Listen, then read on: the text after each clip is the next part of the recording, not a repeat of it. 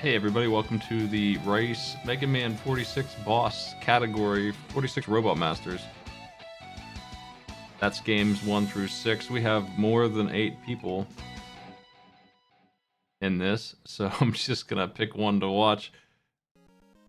We'll just do Okami Games, player 1 there. They are not doing the Wily stages, they're just doing the first, in this case, 6 bosses of Mega Man 1, and then they're moving on to the other 5 games, which all have 8 Robot Masters each. They're not doing the Dock Robots in 3. That's the only other oddity. Every other game is just beat these 8 bosses, and then we'll consider doing Wily. So that's what they're doing. And they'll just drop off before they get to the point where they go to that part of the game. A good time for this category for speedrunning would be, I would say under 2 hours would be a nice pace. If you were getting good at it, real good at it. If you take more than 3 hours, you probably have a lot of room to improve, even at a casual run. Probably you're dying a lot in that case.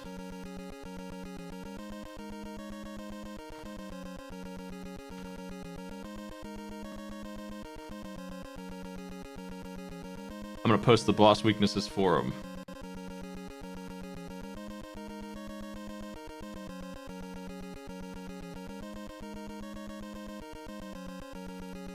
It's Cut Man, kills Elect Man, kills Ice Man, kills Fire Man, kills Bomb Man, kills Guts Man, kills Cut Man. Game 2, let me see. I just need a refresher.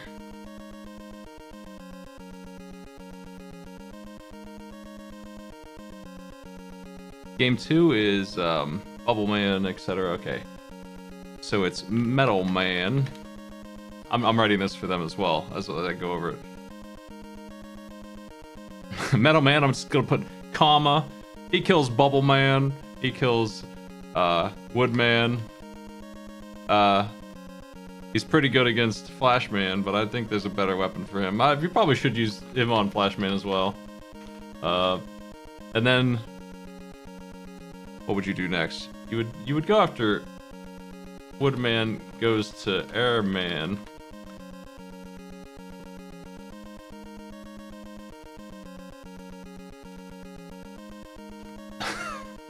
Woodman. Oh, that's a weird one for sure. That boss. Woodman, and then Airman, and then Crashman.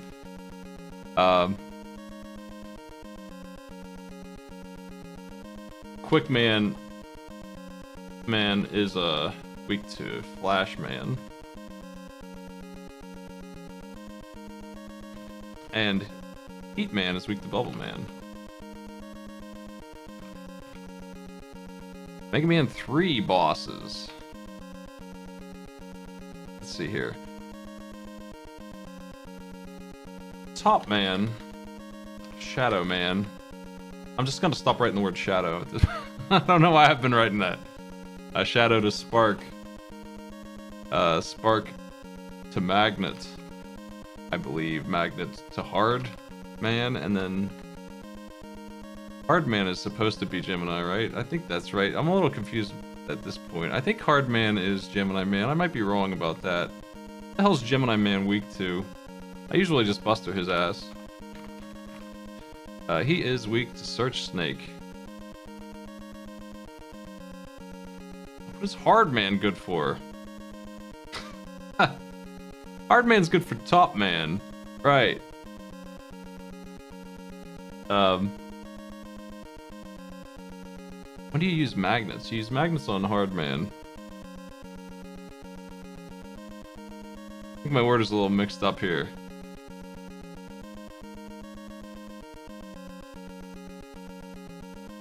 I'm trying to think what I do. What's a good order for this?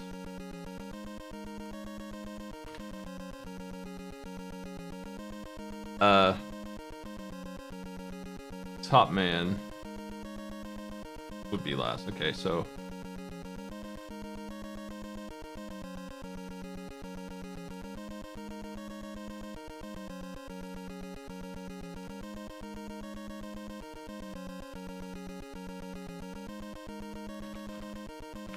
Shadow Blade for Snake.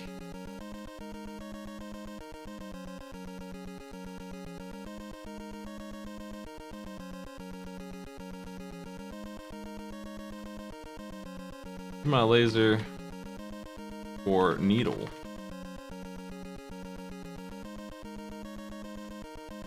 Mega Man 4. Let's just move on to Mega Man 4 here.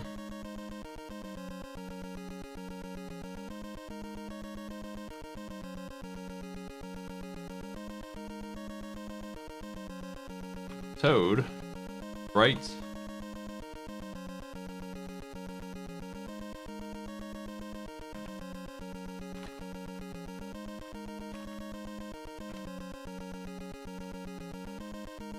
I'm gonna give them a 60-second clock here as well.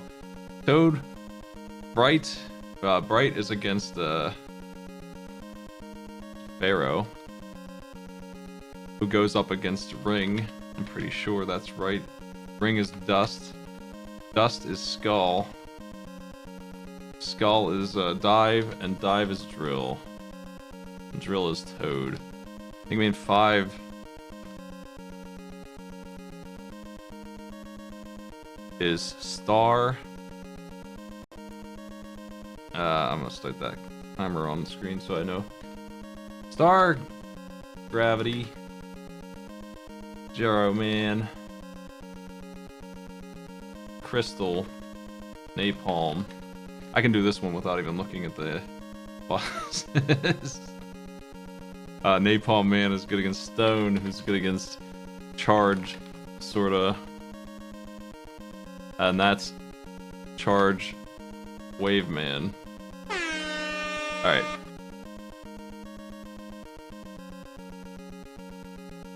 I'm gonna start the race now, and I'm gonna write those weaknesses for him on Mega Man 6 while they do that.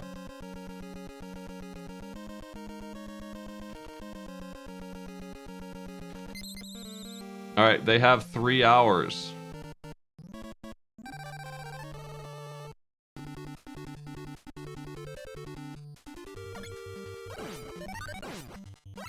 Good luck, folks.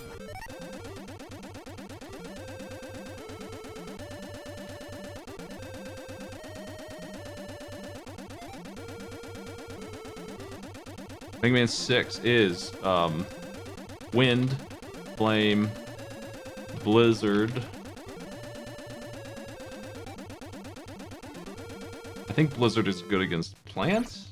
I'm a little confused about that part. Plant is good against I wouldn't recommend it. I'd stop there. Use Buster on Tomahawk Man, I think, is what you want to do. I think that's what's next.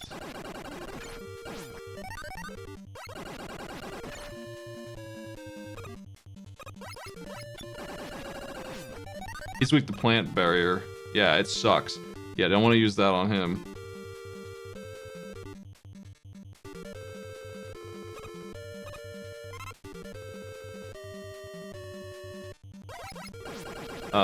In my opinion. Anyway, Yamato.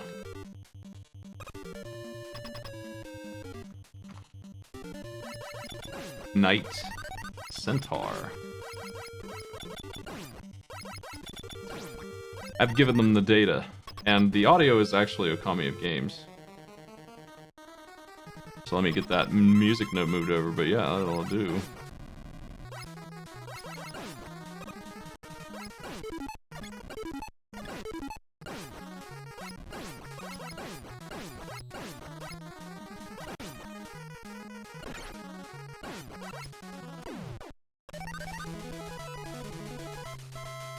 Gutsman has already been defeated. There is a pause glitch in Mega Man 1 that you can use by hitting select.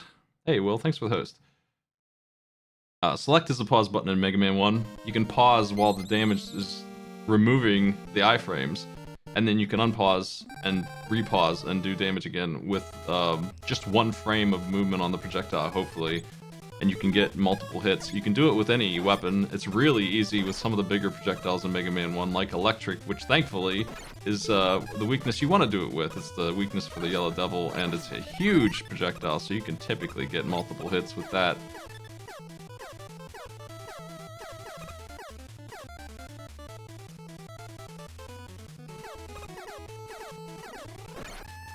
I don't think they're going to get much out of pause buffering in this race. They might save a very small amount of time. Seconds. It's really good against the Yellow Devil and some of the other Wily fights, but like, Um, who cares on these Robot Masters? They're not that hard. You might do it on Iceman, I guess. He's kind of a jerk. You can kill him in an instant with that. But I don't really think you'll get much out of the other bosses. I mean, Iceman dies in 3 hits anyway, so you won't die to him if you bring the weakness.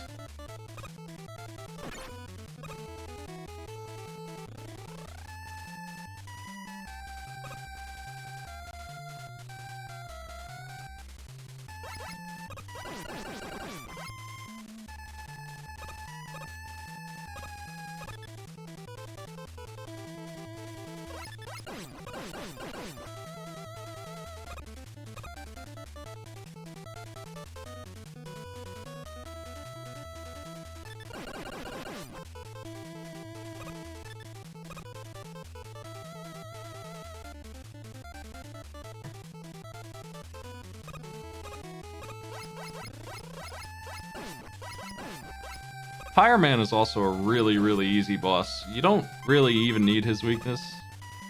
He's really hard to do without taking damage, but it can be done, and even if it can't, he cannot damage race you at full health, so you could go in there with just the Buster and win if you really wanted to. But if you bring Ice, he has no hope.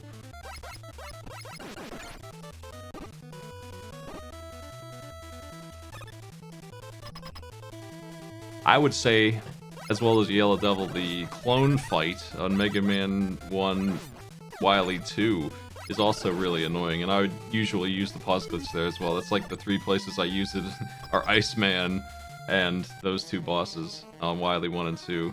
Everywhere else I don't really care to. It's better than not, but I don't feel like it. I can just win without it on those other fights easily, so I don't even bother. Cutman is, in this version, weak, and not every version, but in this version, weak to the Buster as well as Gutsman. So you can throw those bricks at him if you want and do double damage with the 2 bricks that exist, but then you can obliterate him with the Buster anyway.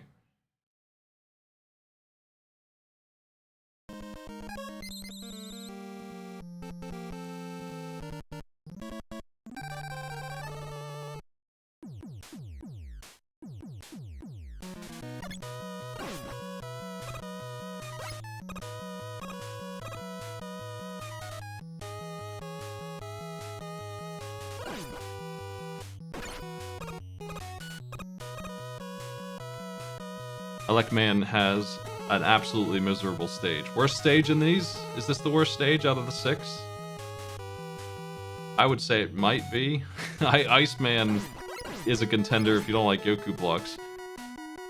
But I'm not sure that I would agree that even then it's not as bad as this. This sucks.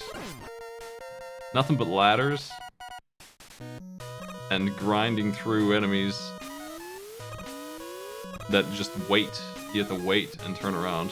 Elecman's Yoku blocks aren't as annoying though.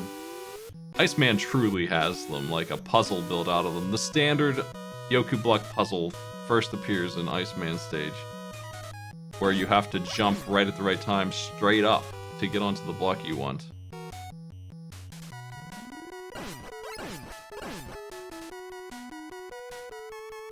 Iceman has 2 Yoku block puzzles. I don't super dislike them. They're okay. They're both above an enemy, but not above a pit. So there's worse Yoku block puzzles in Mega Man. But then it also has a section above a huge pit with enemies that let you phase through them sometimes because they're not quite correct on their hitbox, which is an incredible, unfair, and annoying thing. Thankfully, you can magnet beam over the whole thing if you brought that, and you probably have.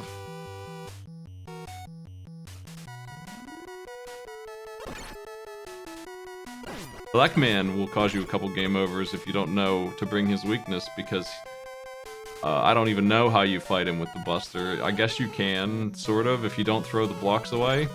Dodge his ridiculous bigger attack than he is.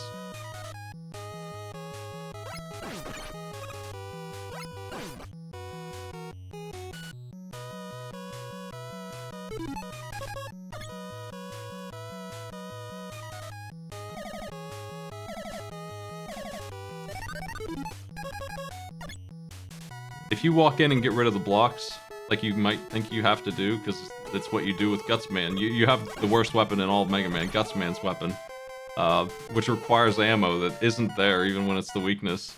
And you see 2 blocks and you're like, ah, Gutsman, my chance. And then you throw them and it does like nothing for damage, and then they're gone forever. They don't respawn when you walk in the room. And they're gone during the fight, so you have no way to evade.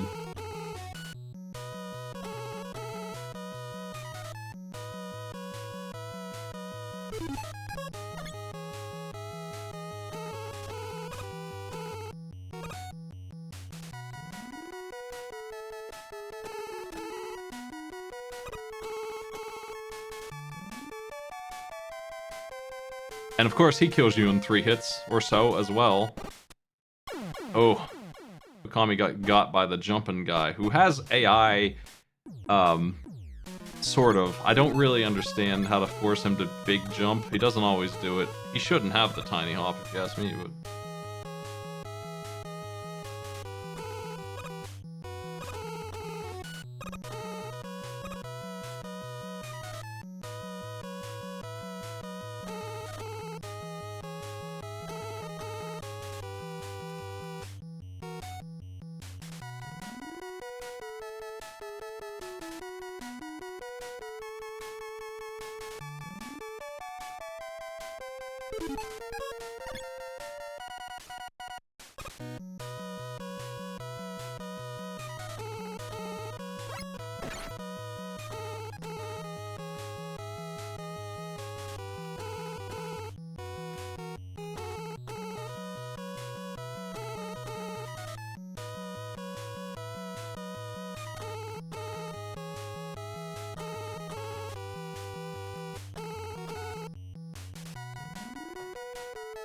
all the way back up through this ridiculous stage.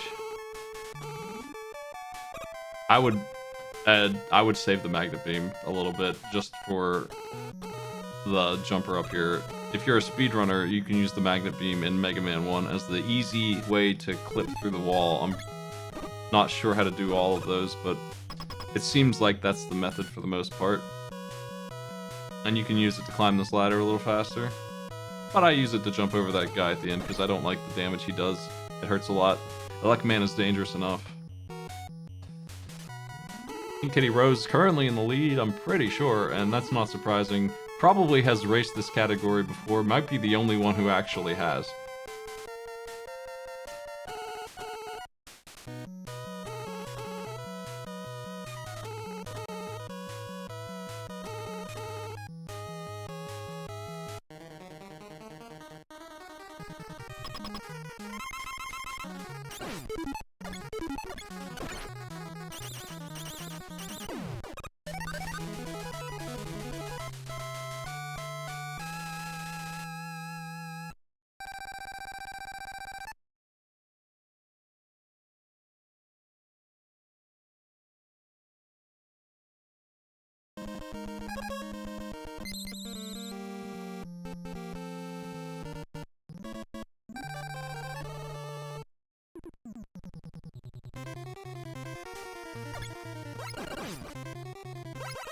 Iceman for Okami. Meanwhile, Pink Kitty Rose is on the boss. They're through. So if you don't kill Gutsman before going to Elect Man, you can't grab the magnet beam, which you don't really need for this challenge, but is absolutely required in the game. They made a just 90s game design, 80s game design really mistake of not telling you to get that and then making you have to require it later. It's not a bonus item, it is mandatory. It's not a secret, it's not optional. And they force you to use it for some reason in Wily stage. Kind of pointlessly they force you to use it. They didn't have to do that.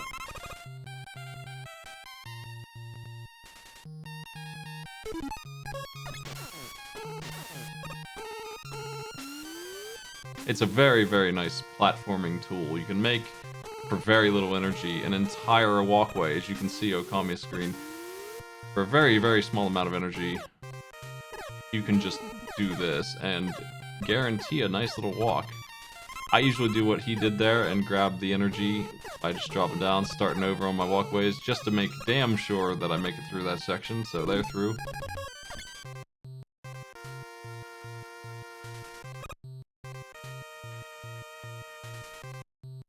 This game also, yeah, it has a score system for some reason. It doesn't give you 1-ups. I'm like almost certain that you'd get nothing from the points. It does absolutely nothing. The bosses apparently give you random amount of points for killing them. It just chooses a number when you start the stage. And enemies drop random orbs that give you points after you beat the stage. It multiplies. You don't even get them immediately. You get them after you beat the stage, based on the number of orbs that you have collected. Which is pointless, weird, wild stuff.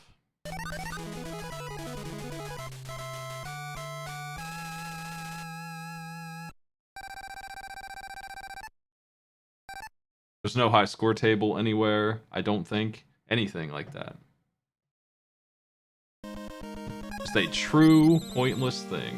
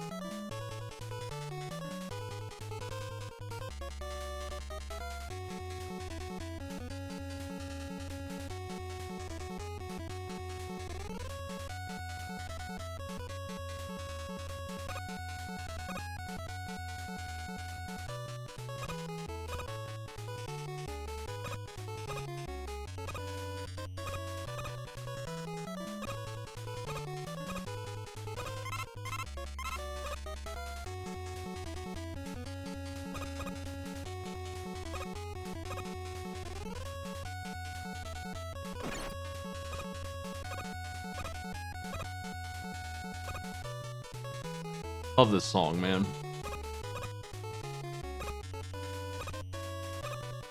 I'm gonna zoom in on these screens. I know there's a couple of them, so they're a little tiny. A lot of people signed up for this one. It's a Christmas Eve race. Didn't think I'd get hardly anybody. I thought maybe this category would be popular, though.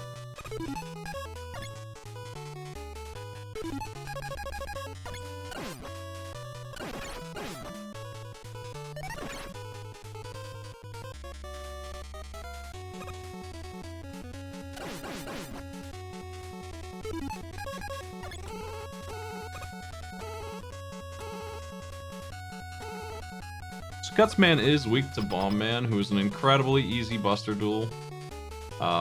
Maybe not the easiest, but he's up there for easy bosses. Hitting Gutsman with the bomb, though, not very easy, really. I would say it's more effective than not, but probably not as easy as it is to just kill Bomb Man with fire, like Pink Kitty Rose is doing here. For speed, that's probably the smartest thing.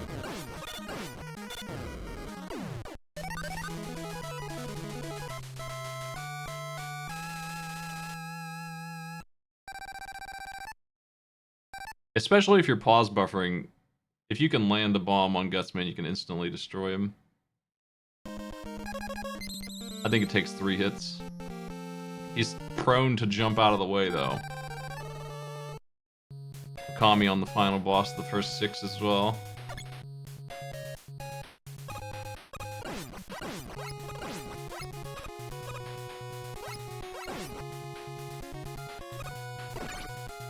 I think Mega Man 1 has underrated music. They did a great job with it. I like almost every song. Cutman has the standard Mega Man song. That I just think of Mega Man, I think of Cutman's theme, but I really like Cutman's and Fireman's theme. The rest of them are okay. Those 2 are bangers.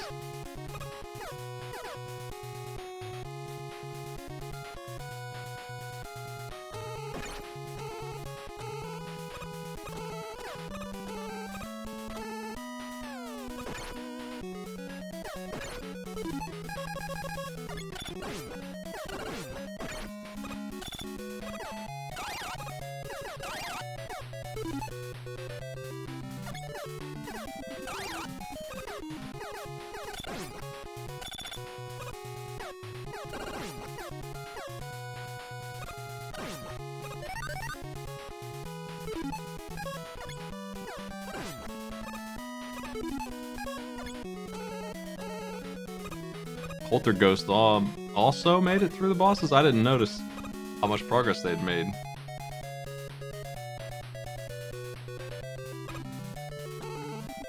I posted the boss chains that I was discussing before we started while everyone was setting up. So everyone should know that Metal Man, Woodman, Airman is the order. Going after Airman first would be rough. Doable, but rough. He's got, I think, actually some undodgeable attacks that he might just decide to use, and he hurts a lot.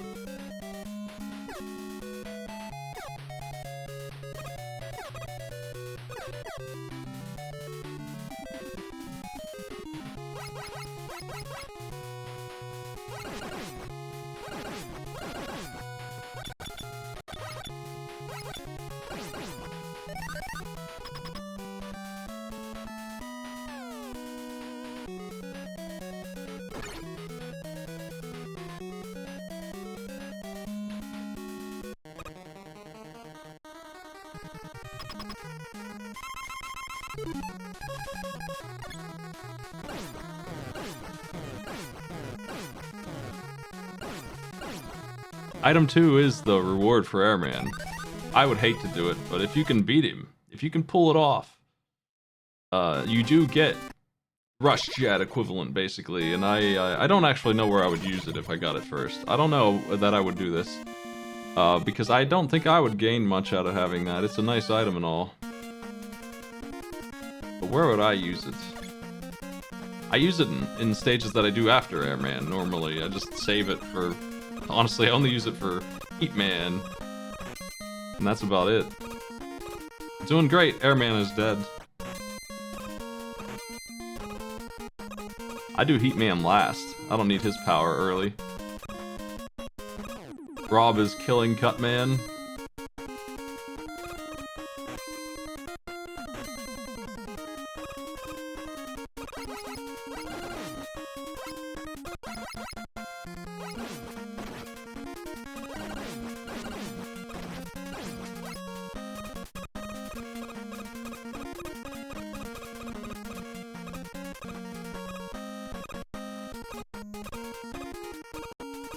The time you'd save killing Heat Man early to kill Woodman in 2 shots, is that really gonna save you?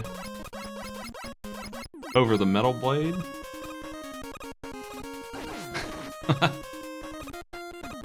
Going for Flashman next, Pink Kitty Rose.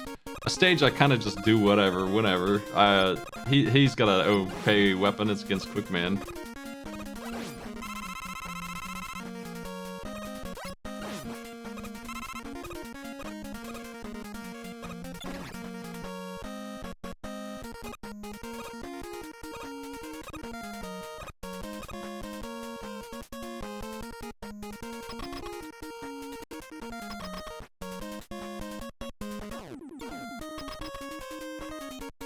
I don't do a whole lot of glitches at all, so I don't even consider the speedrunning routes. I would call clipping a minor glitch. In Link to the Past it would be a major one, but in this game, it's so easy to do that you might do it on accident.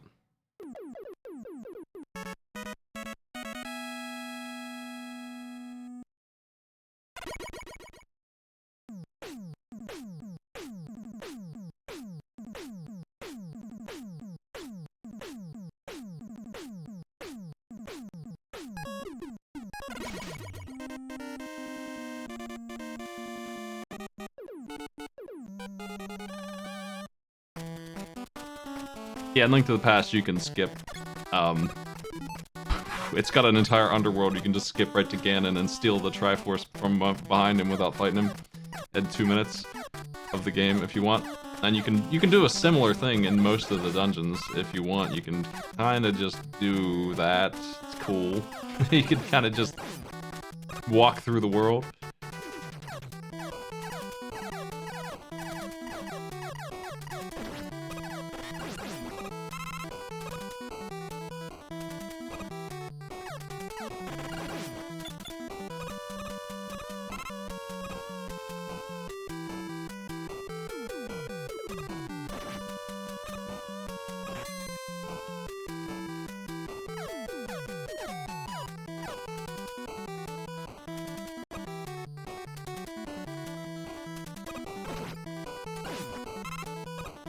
I told them I had too many players. I've got a boss tracker that everyone's free to use.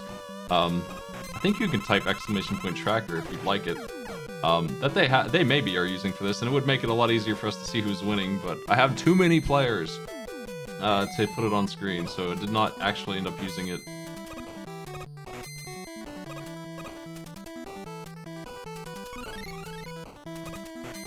It is a streamer tool, mostly, I would say, because you can have your mods run it for you while you play. You don't even have to do it yourself.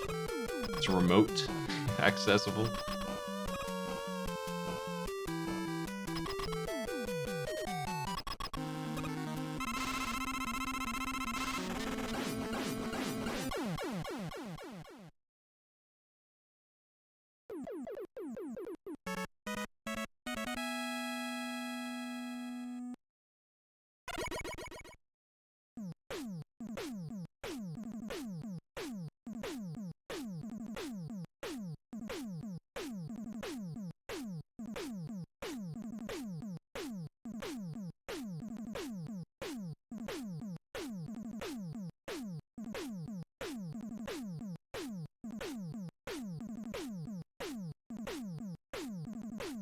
Item 3, complete. I wish you could skip this.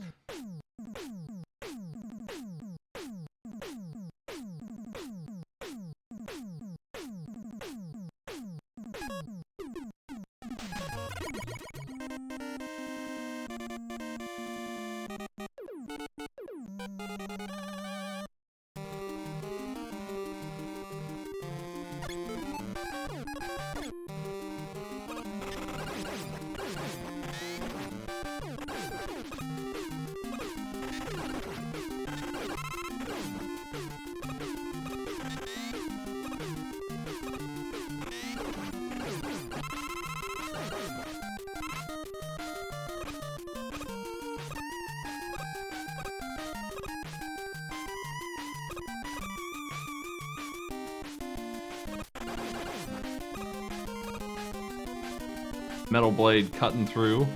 So, like I typed out in the boss orders earlier, if you want to, if you're just doing a casual run of this game and you don't know the boss chains, you can just use Metal Blade on 3 or 4 of them, really, and get better damage, honestly, than their weakness, for the most part. And I think it also works on Wily as well for the better fights. It only does 1 damage, but it ignores, for some reason, iframes, so you can really throw them all in there if you happen to have energy for it somehow. Man's weapon is good for Wily's penultimate form, and I really hate it. You can't take a hit while you're charging it, and... well, maybe you can, but I'm so used to the damage shuffler. It's pretty hard to get that shot off, and then you don't have any ammo left, and you're done. But if you have Metal Blade, you can use that as a backup solution. And it's just generally good in every single stage. You can throw it in any direction. They were allowed to play on normal. The people playing on difficult are just showing off, or they didn't read the directions. I'm not sure what the speedrun category says for this. It probably does Japanese version, and that's default difficult. I think this is one of those games where normal actually is easier in America. Uncommonly, but it happens sometimes. And that's one of them. So normal, I said they could do it because I wasn't sure if they'd finish. So this will give them a nice little edge if they want to.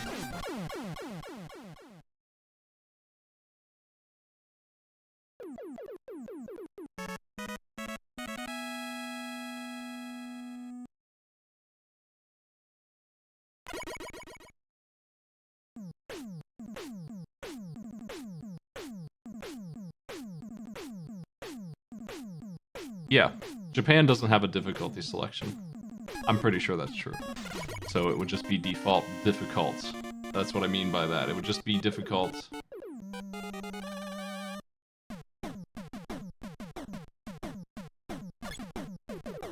Well, the speedrun category here is 46 Robot Masters, and I'm not sure if normal or difficult is used for that, but I would imagine that it's the Japanese version difficult. Most of the time, America gets a harder version of games, mostly because rentals were a thing over here more, I guess, and they wanted to shit up our games market.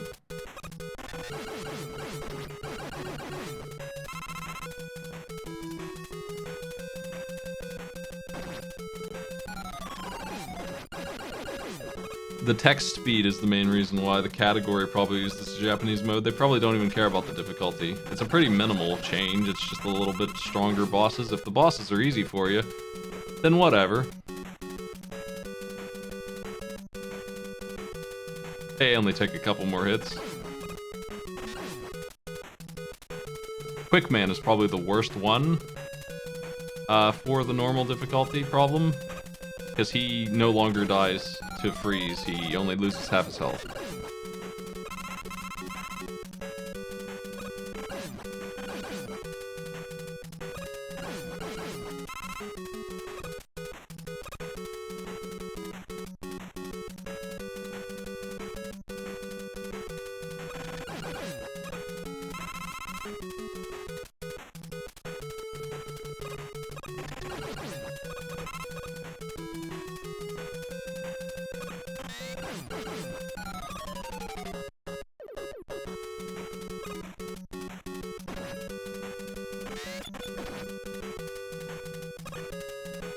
Quick Man sucks a lot. I hate fighting him. So him being not dead from the stopper is a little bit problematic, but he's not too bad if I go in with resources. As for Crash Man, fighting him without the weakness is one of the harder Buster duels if you don't know the trick, which is to never stop moving. And he reacts to you a little bit, so you can control him. A lot of the bosses in this one react to you. I don't think Cliff's gonna make it. If you don't know the trick, then Crash Man seems ridiculous. It seems like you can almost dodge it with skill. And that's a bit of a trick, because it's really a matter of logic and manipulating his movement. And the fact that if you're moving, he'll aim the grenade wrong.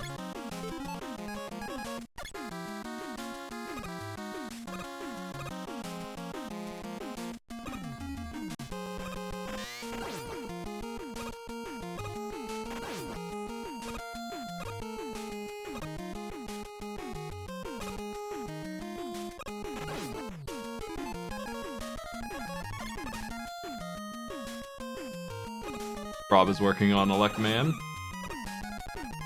They're about halfway through Mega Man 1. I think they're the only one still. No, Lucy is still on it. They're about to get to Fireman, it looks like, if I'm reading the tunnel right.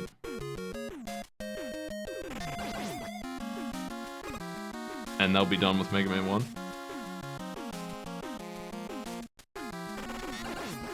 We're 30 minutes in. 30 minutes per game. Is what you would need to hit to be able to beat these 6 games in 3 hours. The first game is the fastest because it only has 6 bosses. Pretty much no matter how you slice it.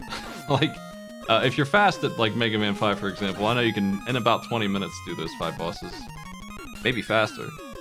But, Mega Man 1 should still be cleared faster. Those 2 bosses being completely missing is a huge help.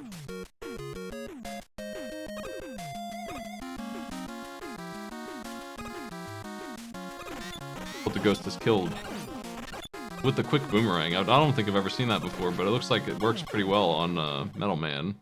It's killed Metal Man.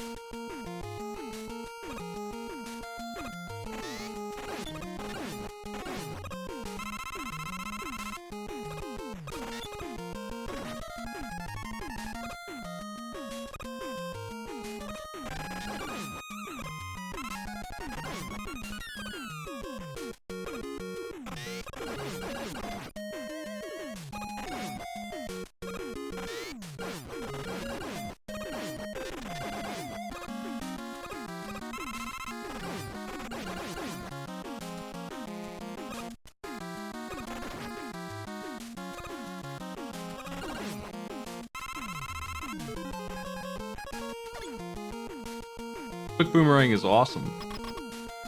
I would say that it's plenty of uses, even with Metal Blade being as good as it is.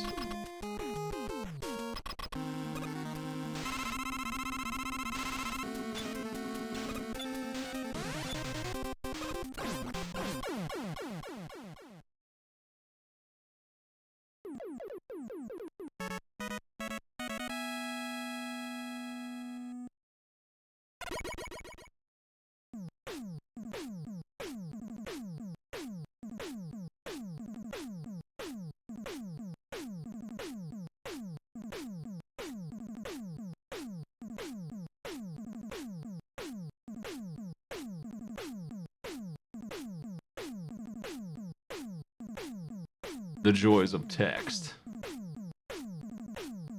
Yeah, Quick Boomerang's crazy on the energy.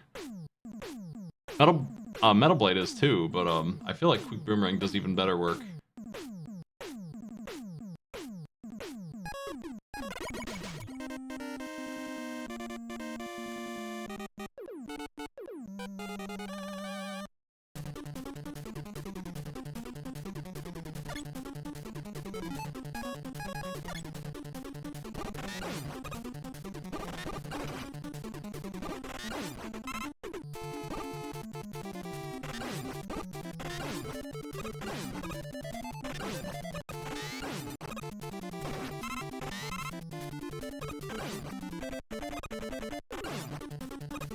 Man is dead to Pink Kitty Rose, just getting started on Okami games. A common theme, it seems like. Okami starts the stage as Pink Kitty finishes it. Bubble Lead will kill these fellas. Bubble Lead. These little sliding fellas. If you want. Easier to just run through them, but... when you're playing damageless, you might need to do that.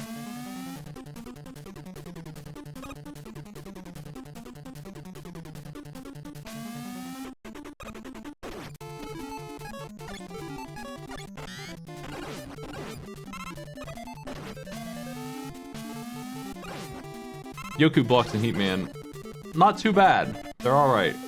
Until you get to the part that everyone knows. And then they're the worst. Like maybe in any of these 6 games. I mean, compared to Iceman, they're so bad.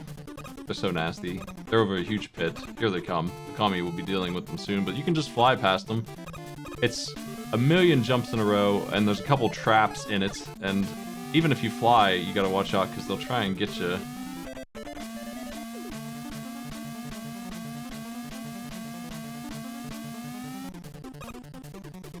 Flying makes it easy enough, though. Heatman's weak to bubble.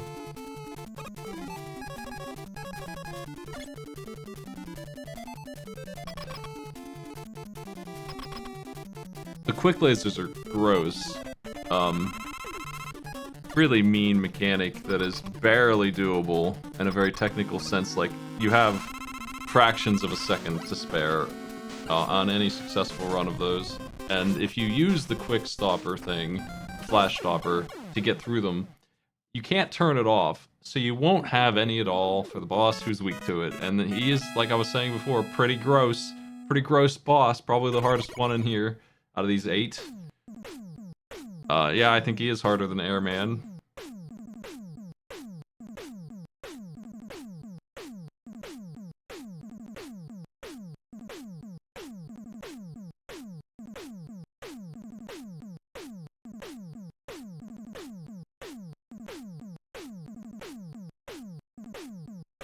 Yep, it's a turn it on and it's getting used entirely as soon as you hit it. So you just turn it on, you will get through the quick lasers. Just for free, you'll get through them.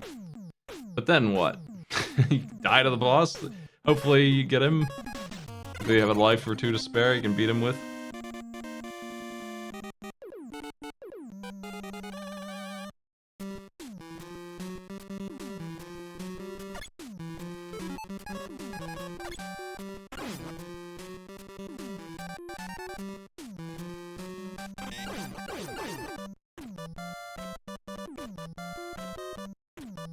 I don't mind Yoku blocks. I know people hate them. I mind them when they are above death. When they are just a trick to kill you and wipe you out instantly. I don't like the death traps on Mega Man to begin with. I just finished playing Demon's Crest, another Capcom game, talking about the instant death in that game. It's only in like 1 or 2 places, and they're pits. And you are a creature who can fly up out of the pit, or just glide across it. From the start of the game, you have hover. So, compared to that, you know, Mega Man is really mean with this instant death stuff. And to put Yoku blocks above it, to make it even worse. I don't think it mixes. When the Yoku blocks are just on their own, like there are an Iceman stage, I don't really care about them too much. They're okay. They almost always are above death, and every single game they're in. The Game Boy especially loves to kill you on them. 7 does it a lot, and they are all death there.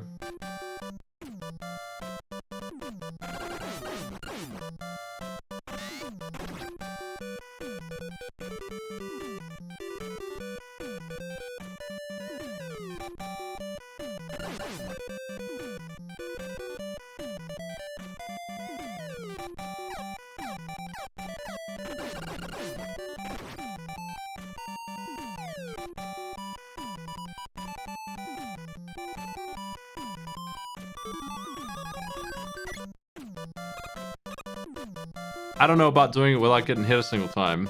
What would be the hardest? Quickman probably is up there for sure. I don't know if I could beat Shadow Man at all with full health most of the time. He'd probably win, so yet alone winning, even yet alone doing it without getting hit.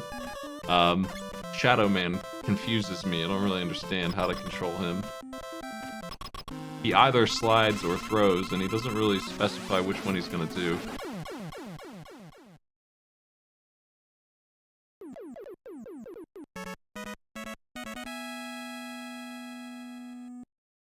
Man waits after he's hit for a variable amount of time and then charges to your position, and if you don't hit him, he will immediately throw 3 orbs into the sky of fire pillars. It's very manageable though, especially with his weakness. You can do what Cliff's doing and lock him up. I don't know if they're out of bubble or if they just don't have it, but they won the fight anyway.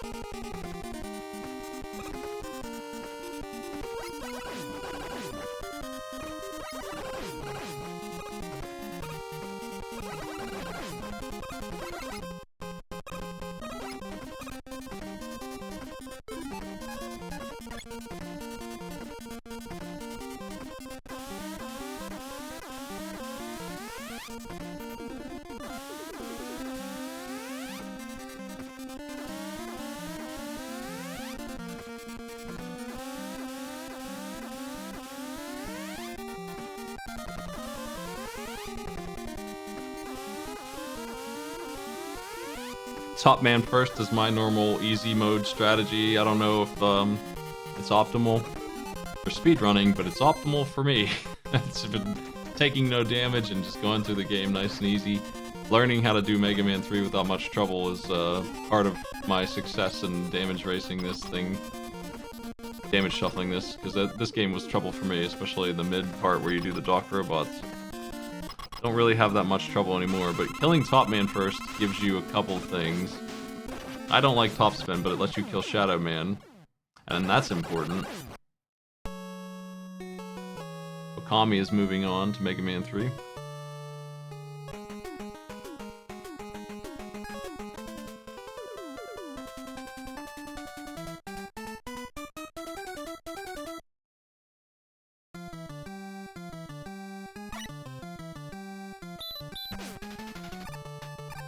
When you're playing Damage Shuffler, you can't even use Top Spin. It sucks so bad. The odds of you getting hit trying to use it on anything are so high. It's such a risk. Using it on Shadow Man and not dying to him is a huge problem for the Damage Shuffler. You're almost certainly going to get hit while you do it. It's good against a couple enemies, it kills them right away. You can pull it off. Like I think the flying fellas. Lucy's on difficult mode, I'm thinking on Mega Man 2, which is why Metal Blade guys, Metal Man is taking so many hits.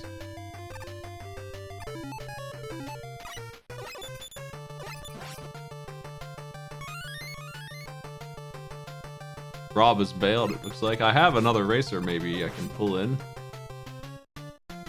Rob has forfeited.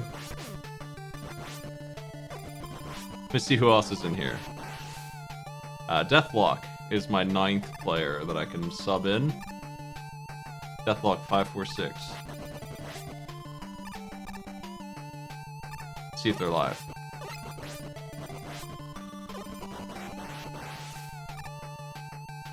They sure are. Here's our other player.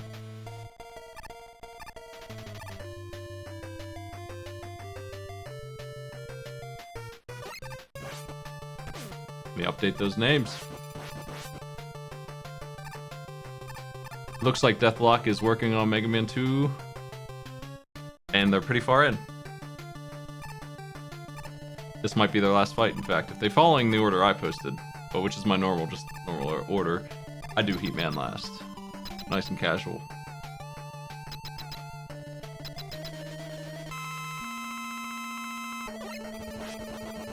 I don't have any particular reason for that. Actually I do, it's because I do Airman pretty late. And he gives you what you need to do Heatman easily.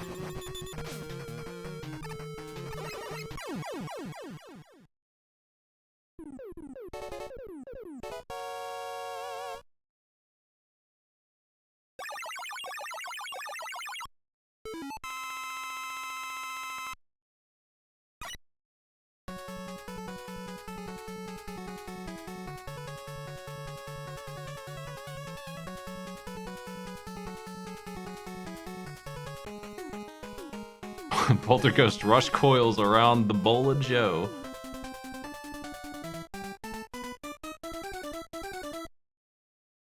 The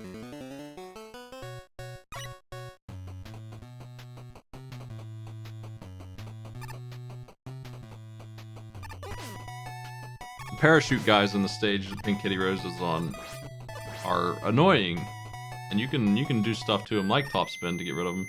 Shadow Man is weak to topspin, but as you can see, he tends to hit you anyway while you use it because it's a melee attack. So you gotta watch out for that, and you also have to be careful not to use it too much. If you hold it down, you really hammer it, you will burn up the energy, and you'll just be fighting Shadow Man with no topspin. And like I said earlier, probably one of the hardest Buster duels there is. I don't like that guy. I would expect to not pull it off if I had to do it. Like, if I had 3 lives, I might maybe on the 3rd try get him. He's just such a pain in the ass.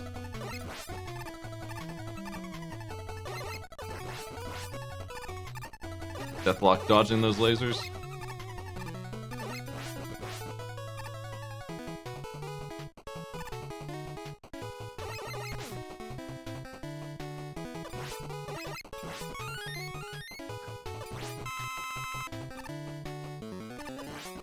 I thought Shadow Man was random.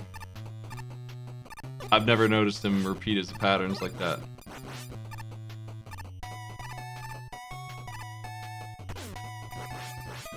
If he's not random, then I could do it much easier. But yeah, he'd still corner me once in a while, but if he's not random, I could win. Assuredly. It's because I can't figure out which one he's gonna do next.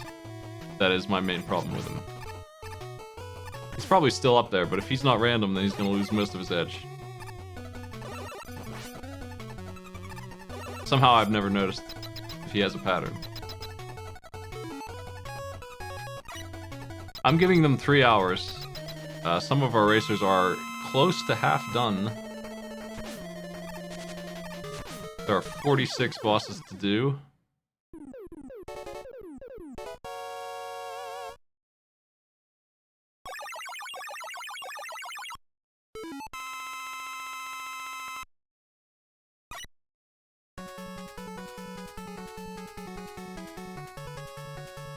Once Mega Man 3 is done, they'll truly be halfway through.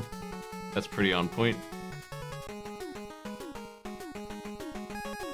It's only been 48 minutes, and I think 3 of the players are now on Mega Man 3 and have killed some of the bosses in it. Looks like M. Sparkly just started Mega Man 3 as well.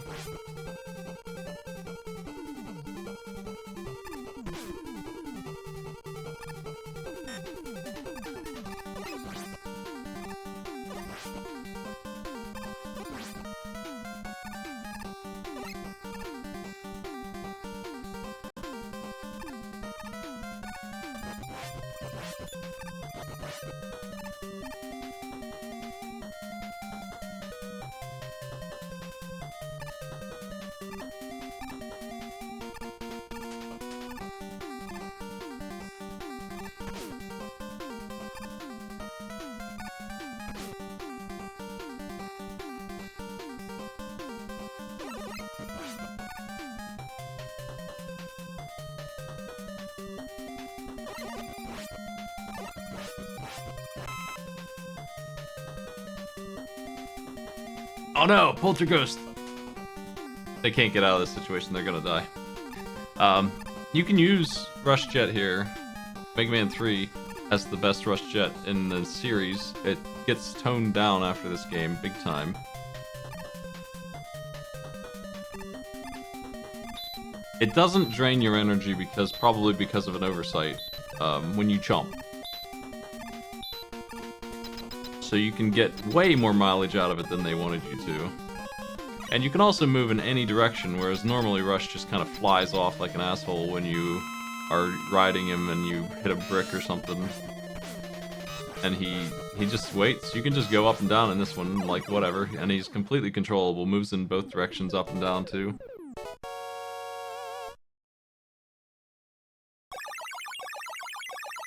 And there's a free E-Tank in Gemini Man stage, which makes it way easier to deal with the other fellas coming up. So he's not a bad pick for doing early on in this, if you're having trouble with the other bosses.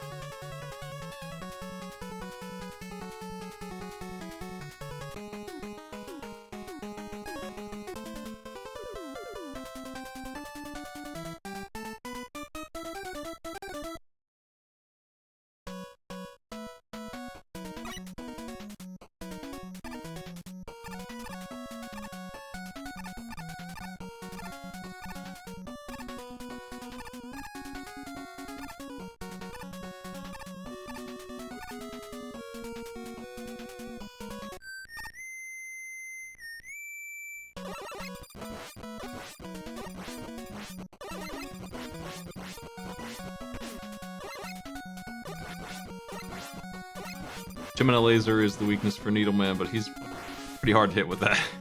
And if you miss, it kind of just goes bouncing around. Probably you should get up in his face and do it.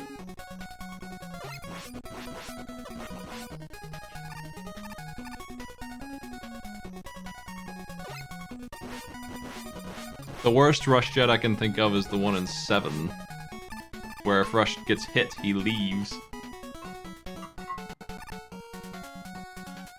And as usual, he always flies forward when you turn him on, and he's a huge hitbox too, so he often does get hit when you're riding him around.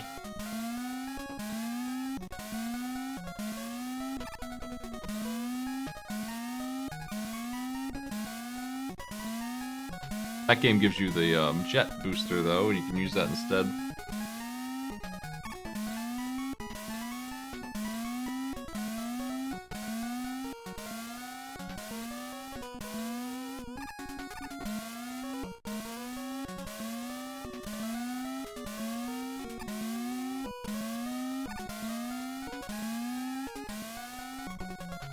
Six is a very polished game. It's so polished that it overly fixed some of the problems with the series, and it's a little bit on the easier side because of it.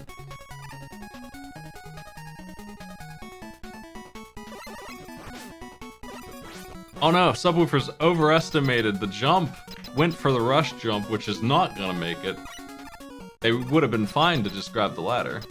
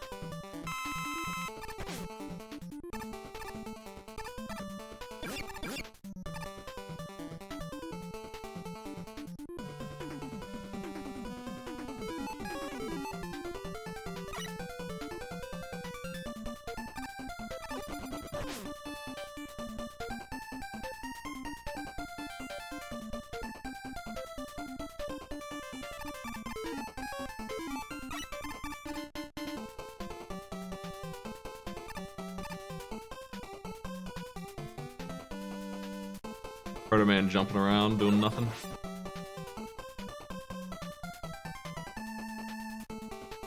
Hardman can be pretty dangerous, actually. Magnets are bad. They mostly have energy problems. You get only like, oh, maybe 8 of them, I don't know. You need a couple to kill him. And that is really how you even the fight out, because he hits harder than you do, and his move is strange. It's got a really weird pattern on it, and evading it is not easy to do. It's a lot of very tight positioning.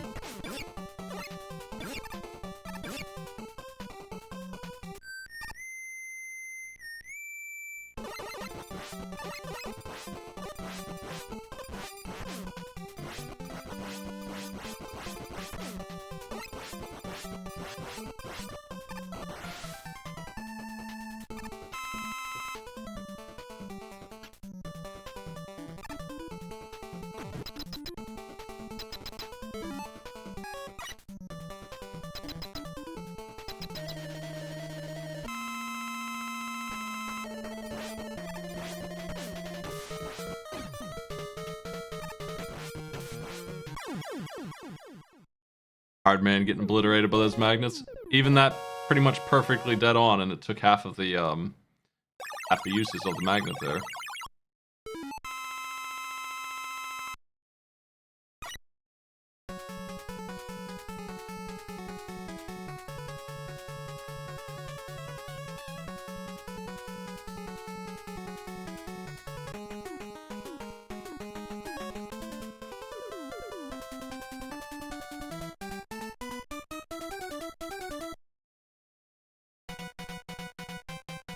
Kitty Rose on Snake Man's ending here, using the rush jet to just skip right to it. I think they're still well in the lead here, but Akami once again is starting the stage they're wrapping up on.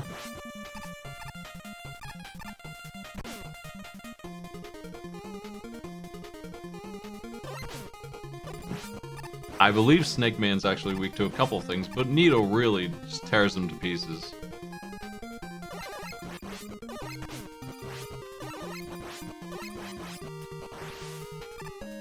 I'm not sure what Kitty Rose is doing. It looks like they're using the secondary weakness, I would say. Needle is better than this, I think. But it looks okay to use.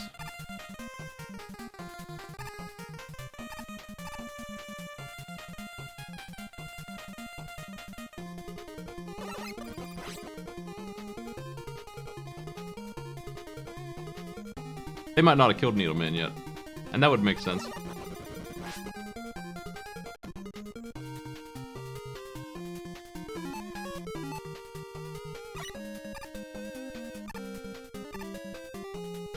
Snakes are good against Gemini Man, who I usually Buster Duel. They're really good against Gemini Man. So I can see why they went here next.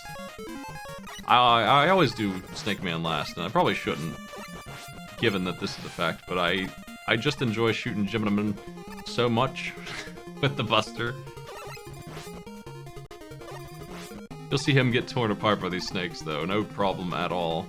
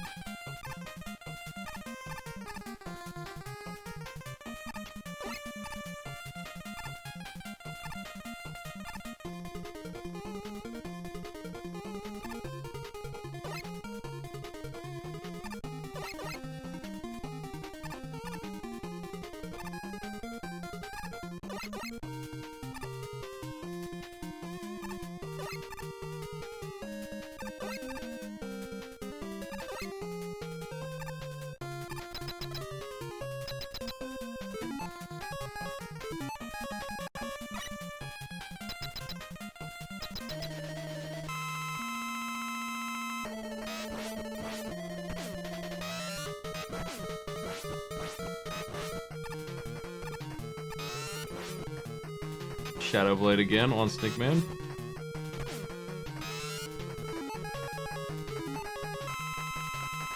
E-Tank. You got a couple of them backed up. This game really hands a bunch to you. You use them all in the Doc Robot stage, maybe, and then after that you get 20 more, and you get the easiest Wily stages in the 6.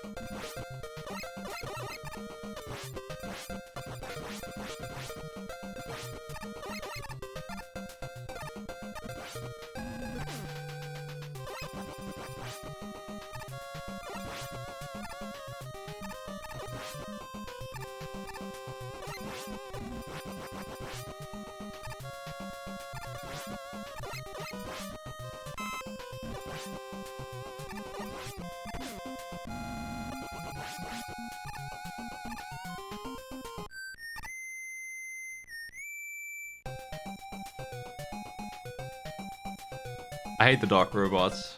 They're really boring. Like, I just feel like I already beat those levels, so I already am playing those levels twice, and then... But, okay, so it's 6 snakes to kill Jiminaman. Nice and quick.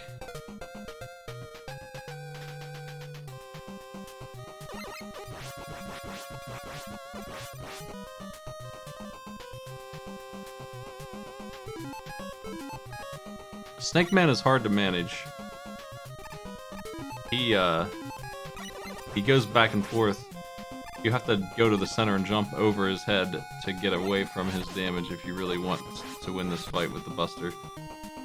M. Sparkly did not manage to do it more than once there, and they took a lot of contact damage and lost the fight.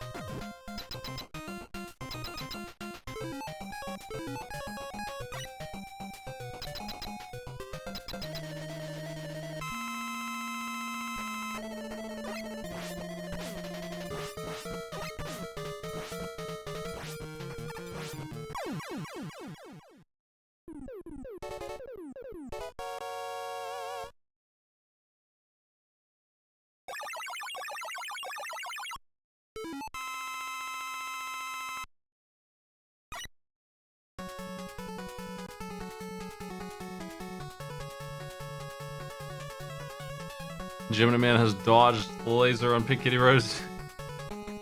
Hate that. Hate that. She's trying to line up that shot. Missed again! She's gonna evade that too. She's in danger. Eating an E-Tank.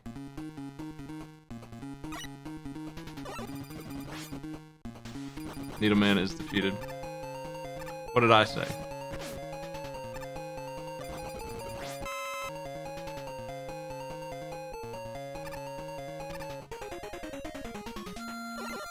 They're all Gemini Men. That's the beauty of it. But yeah, Needle Man loves to jump over his weakness.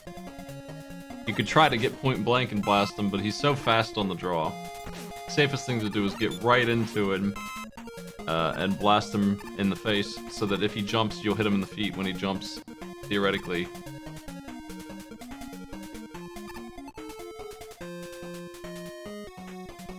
Kitty Rose officially half done. Moving on to Mega Man 4.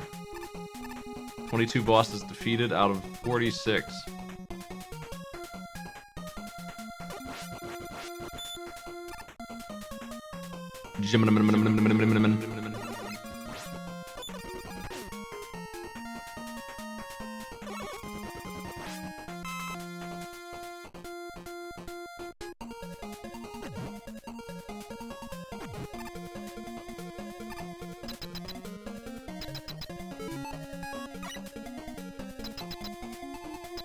Mega Man 1 has some long stages.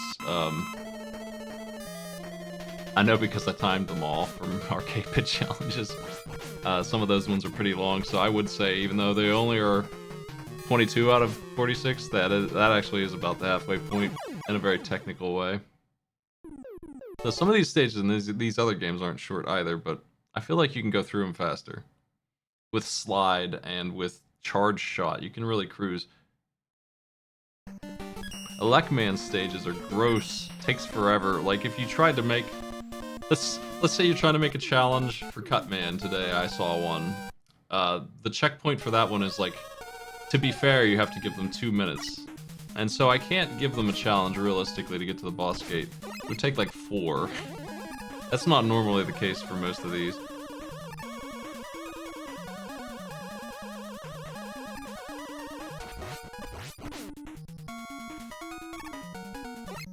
They are much harder, though. I do think that stages like Gemini Man here are long and awful.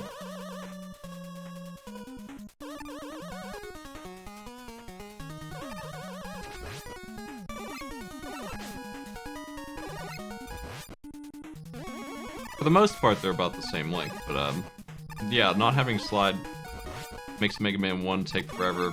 Mega Man 2 is a little bit easier to deal with. It's faster. If you can get through without dying. Quick Man stage is like 10 rooms wide, really. If you count the quick lasers as 1. And Airman's probably the slowest, but only if you wait for those platforms.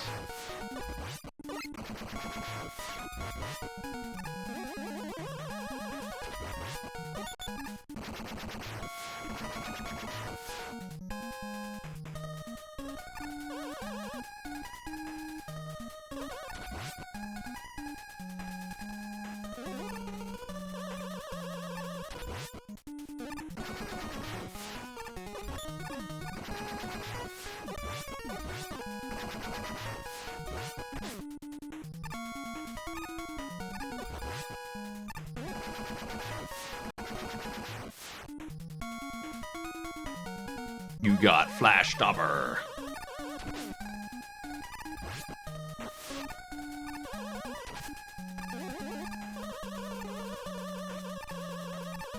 I wonder why they went to Flash Stopper first.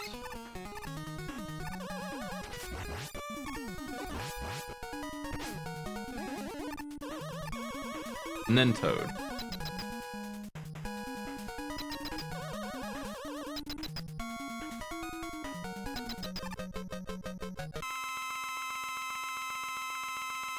Oh, I see. More skips. Why would you skip the snails? That's disgusting. I would never do that. I'd rather lose the race.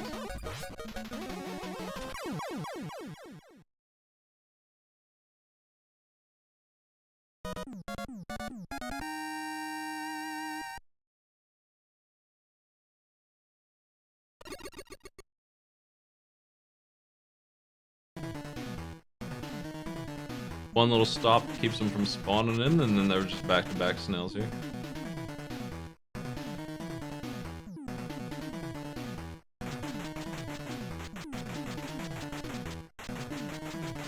Well, while we're halfway through the race, I'll go ahead and say, welcome in if you're new here. We do Arcade Pit every single Sunday, followed by this show. We usually do a race of some kind. We've been doing that. So we sometimes entertain speedruns that we'd like to see optimized, see if people want to work on one.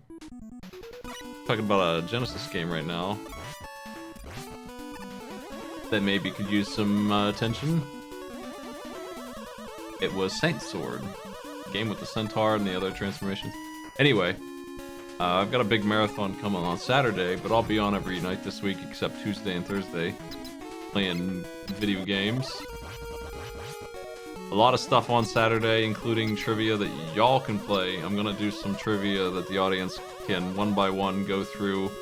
I'm gonna try to get to everyone that's here. If there's hundreds of people, I might not. But even if there is, I would probably adjust how many misses you're allowed to have before I kick you off and roll to the next person to be a smaller number so that I can go through more people. 3 or 5 misses probably on some trivia. Got plenty of it.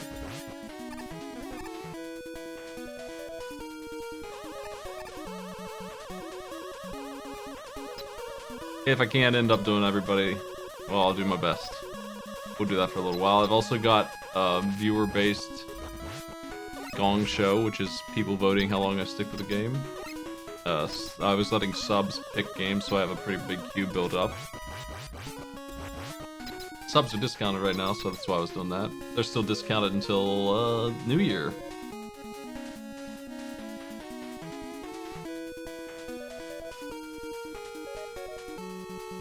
I'm seeing if I can get some co-hosts for that as well. I'll be on all day on Saturday to join me for some weird games.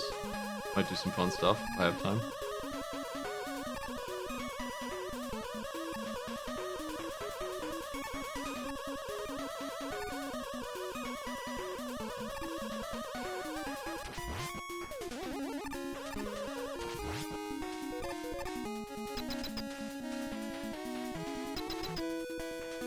I do like to sit above 500 subs. It makes me feel like the year is going well. when I'm above that number, it makes me feel like another year Twitch is an option, really. But I'm actually doing okay. I got a lot of side projects and stuff that I work on, sponsorships and stuff that I do on the stream. But this is what I do as a job. If you like my shows, it's an easy way to support it. Patreon works, honestly, better, but just as well. But I appreciate it. Showing up and viewing it, that's cool. I appreciate that as well. I always get good viewership on Arcade Pit. All my other stuff, less so, but that's alright. I can understand that. I don't bring a lot of energy. Sometimes I'm pretty chill with my RPG playing throughs. FF6 is next, and I'm looking at what version of that to play. I'm undecided, that's why I haven't started yet. FF6 retro achievements, or FF6 fan patch, or FF6 fan patch that works with retro achievements somehow, or FF6 bizarre version, or Z-SNES FF6 with weird sounds. All possibilities. But one of those certainly will be done. I haven't decided yet.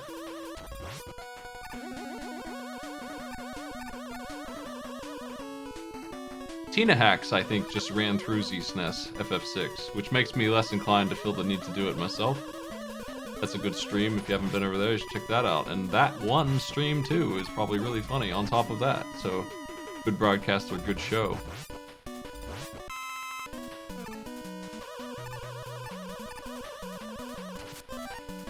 They have a way to get it to work at all by using plugins to make it sound like Z-SNES. Because FF6 on 0.1 Z-SNES or whatever has a lot of graphical issues, and that's why I haven't done it before. I can't get very far without seeing what's going on. Like the mode 7 doesn't work quite right, so it becomes quite a chore.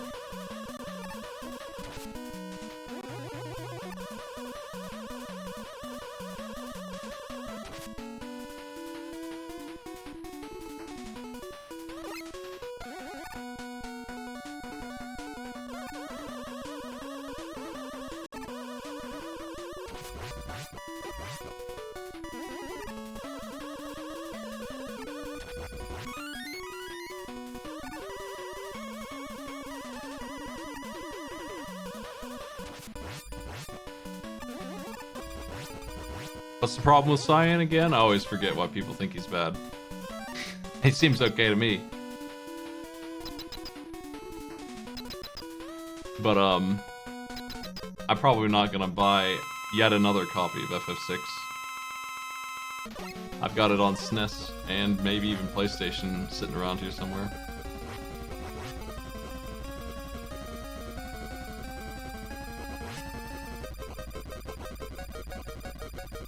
I don't know. Dude has quad strike. And if you play it on weight, it seems like it works just fine.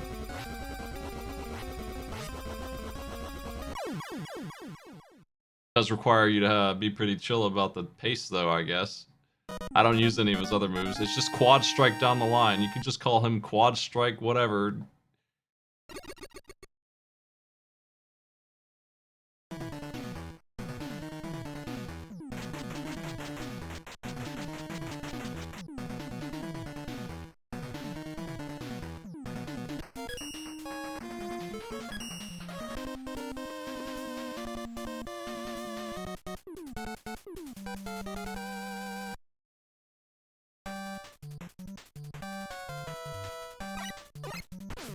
They don't attack you while you're doing quad strike, I don't think. I don't remember that being a thing. Maybe my version's different.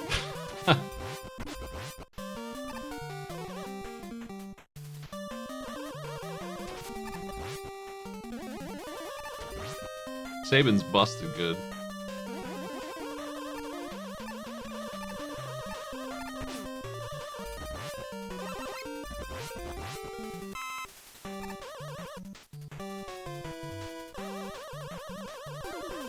Well, then I memory hold that because I don't remember ever being attacked while I was charging quad strike.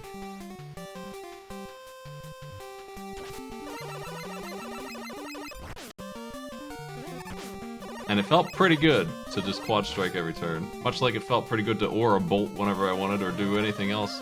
Fire dance and all that other stuff that dude gets for free.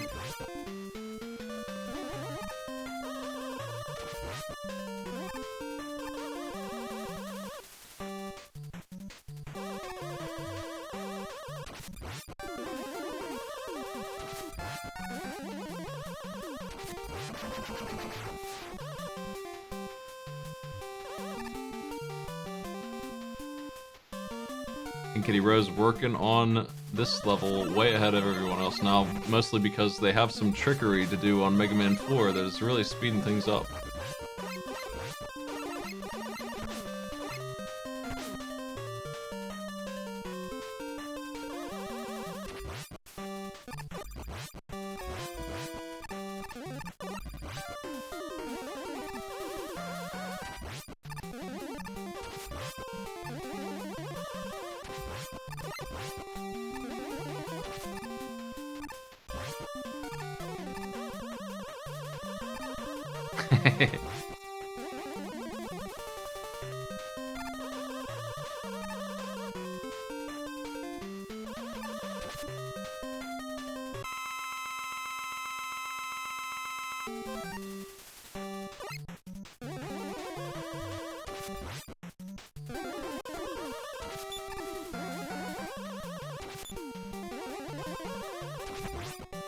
I might just patch FF6 to be modern quality of life stuff.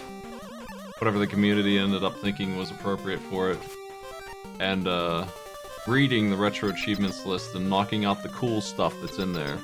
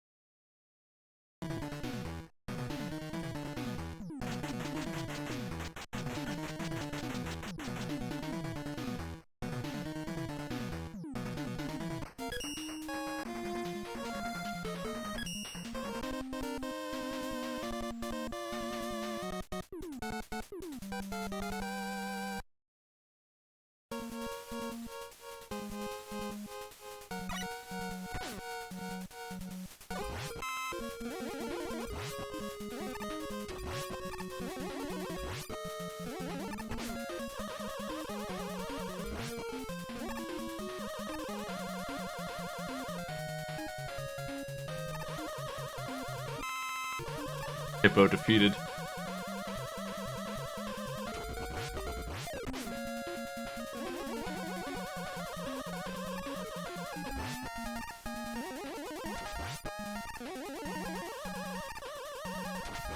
Getting every cat in Chrono Trigger is something I've done. Like, I know that game really well. I'm interested in doing whatever is on that game's list. For sure. Actually, I would love to see that list.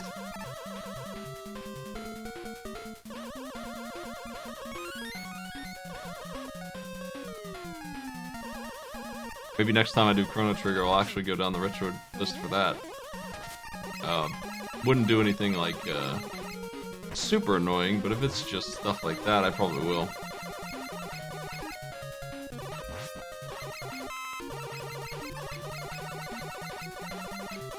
And Kitty Rose going after Skull, man.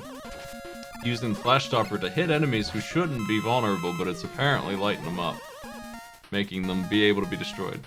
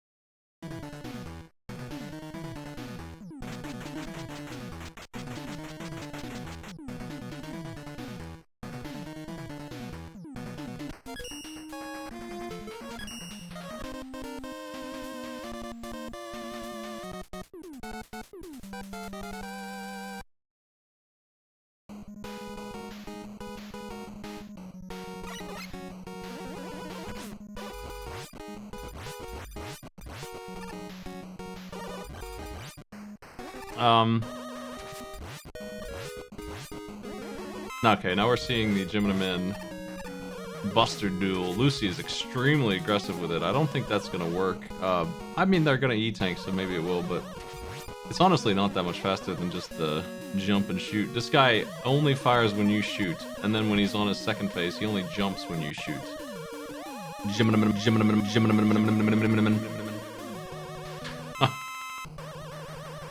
Yeah. He's doing a lot of jumping, man.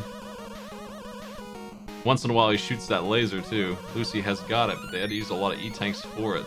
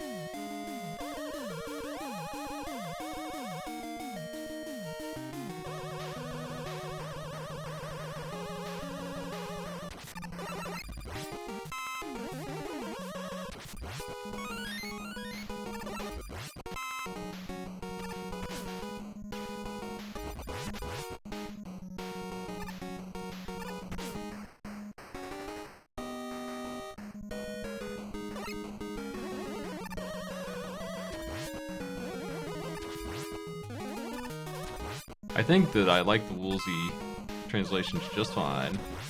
I always talk about that localization, how fun it is. It's a risky run because the localization team maybe aren't as good writers as the original cast. He was. I think that probably was better than the original script. In almost every game that I've done that's his, it seems like it's generally the case. For me.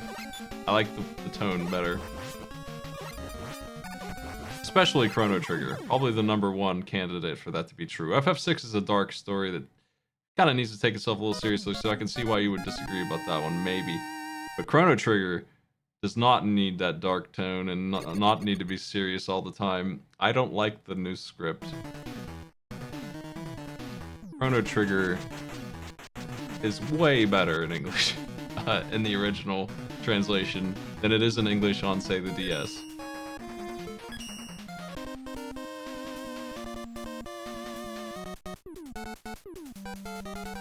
And I feel like, yeah, Kefka is the main reason why it worked pretty well in 6.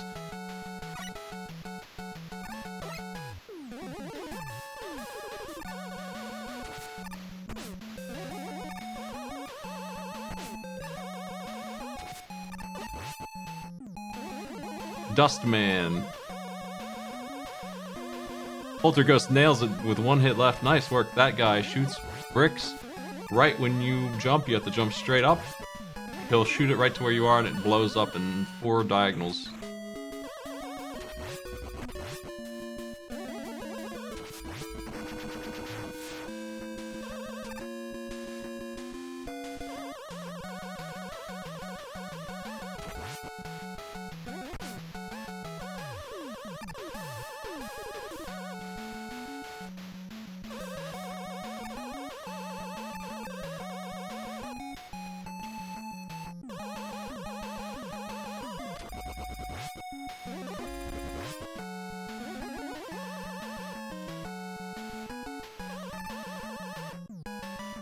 Yeah, Kefka says a bunch of weird stuff that, like Son of a Submariner.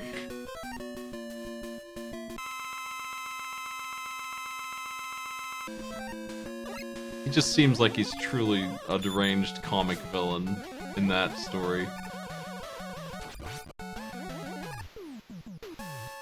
Doesn't seem like he's, quite all there, and that's true to his character, I feel like. It really showed who he was.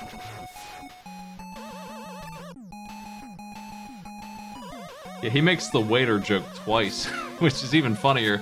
It's like he forgot he said it, or he didn't think that you laughed hard enough, so he did it again.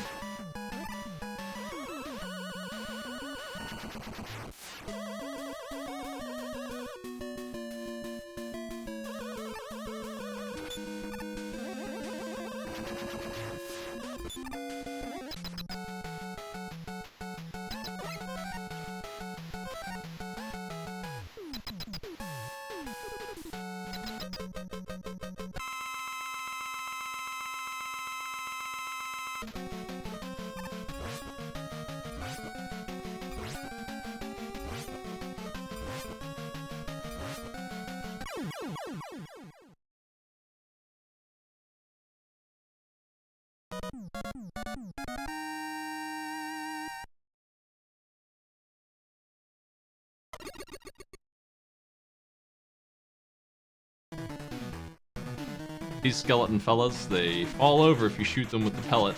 If you charge shot, they blow up. Annoyingly, they're kind of big on contact damage, and they throw bones pretty dead on. They're really accurate. So I just get rid of them with the charge shot, because dealing with them otherwise is maybe faster, but annoying. These guys. Poltergust makes it to Skull Man. Kami's working on Drill Man, I think. And Kitty Rose has finished Mega Man 4. Time for Mega Man 5, 1992.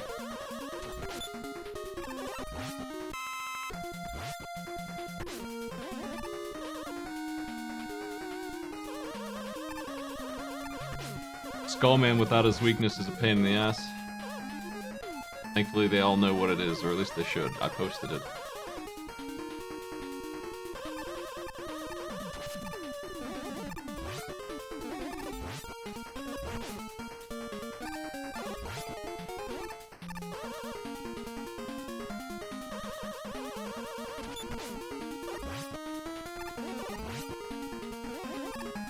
Starman first seems like a standard idea because he gives you Super Arrow and the weakness to Gravity Man. I've seen people start with Gravity Man, and I don't really understand why you would do that. not only do you not get this great speedrunner tool and weapon, but you also would get his weakness anyway, so why don't you just hop on in there, Starman stage first. He's weak to Dive Man or whatever his name is. I hate him. Wave Man? What is one of those two? I think it's Wave Man. He's one of the worst. He's the worst boss in this game anyway, and I would hate to do him early, so.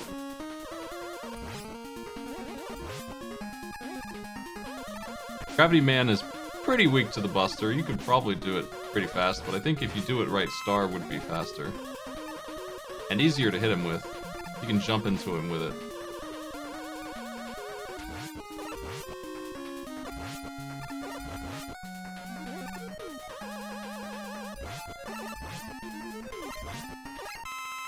Well, you just run into him or fire the Star Shield. It's huge. It's hard to miss. It's an enormous shot. You can fire the Star Shield forward in this game. It's a good shield. In the form of weapon. It's not a very good shield as a shield. So that's not great for it, but it's pretty good for shooting at folks and get him with that. That works. But you can turn it on and just jump where he is and he'll get hit by it that way.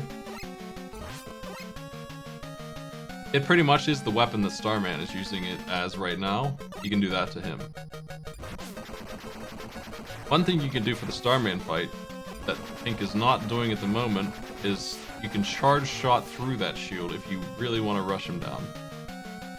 Not really a great reason to do that. It saves a small amount of time.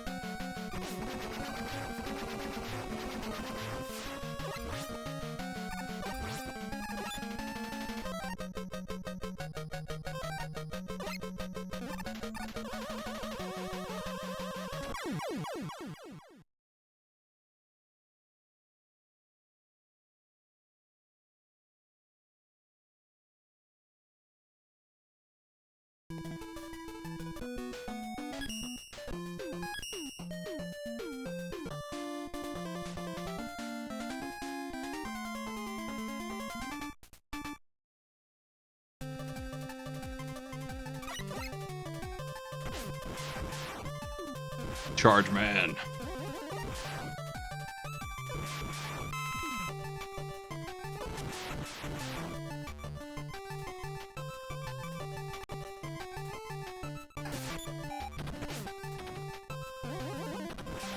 Charge Man, if you Charge Man is weak to Power Stone, but if you don't pause buffer it, like actually glitch it out and get rid of the Power Stone by pausing and deracing it, it is faster to Buster Duel him. That weapon doesn't work very well, and it sure doesn't work very well on him.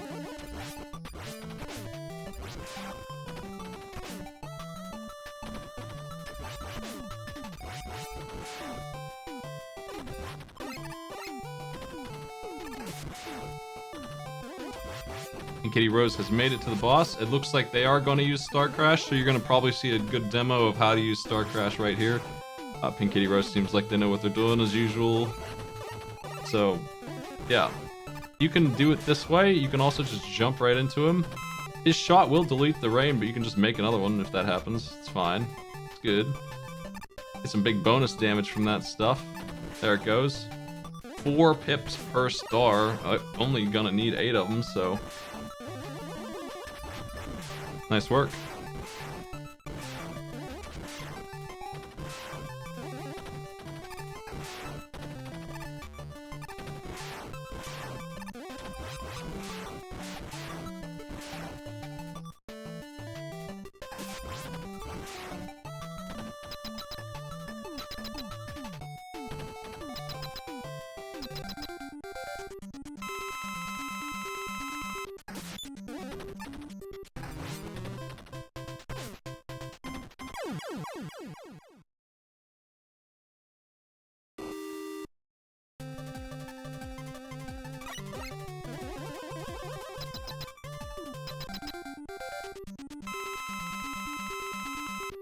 Power Stone is... When do you even use it in the game? It's not great. It's not worthless. I used it on a couple fellas, but like... They're the ones who die in one hit. Honestly. Like, they just die in one hit, they're in the air, I use it to kill them quickly.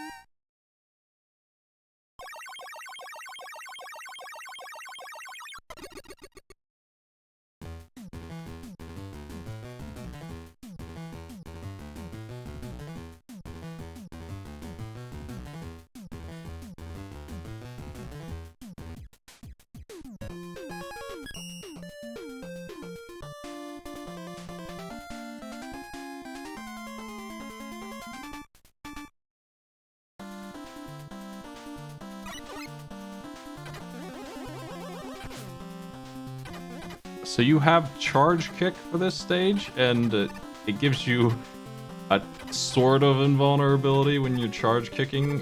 Charge kick replaces slide. I'm talking about Okami stage. Wave Man or whatever. I always think it's Dive Man, but Dive Man I'm pretty sure is in 4, and I gotta keep those two straight. Anyway, both water bosses.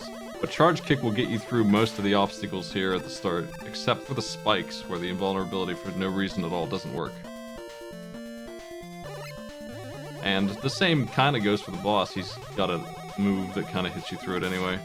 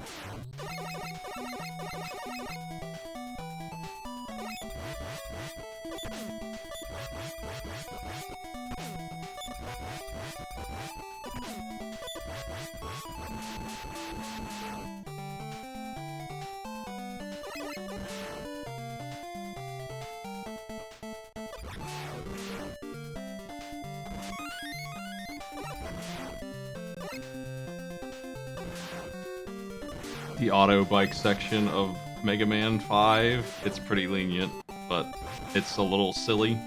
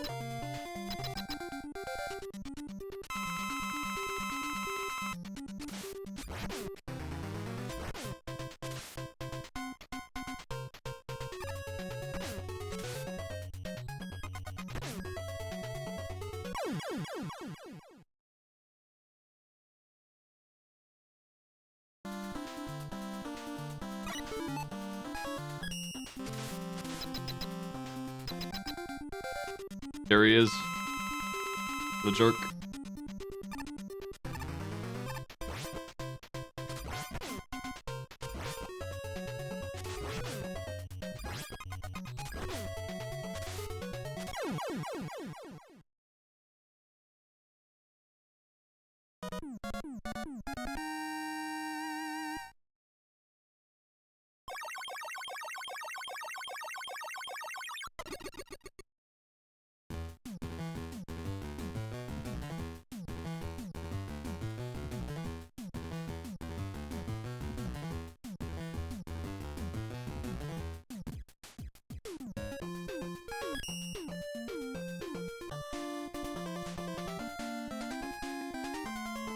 Pink Kitty Rose has defeated Crystal Man.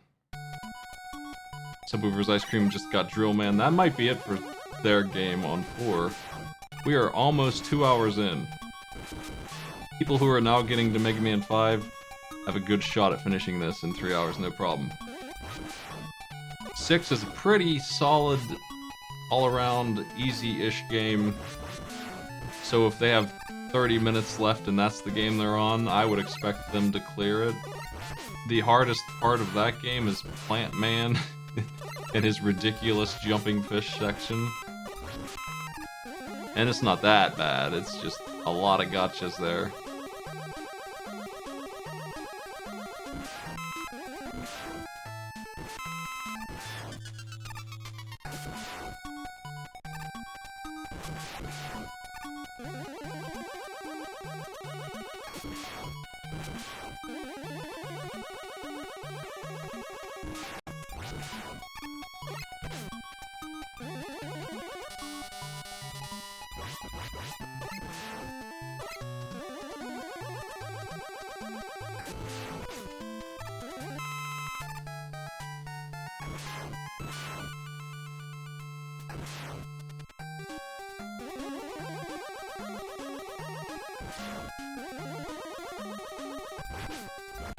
I have the chat biased to cover up the bottom right.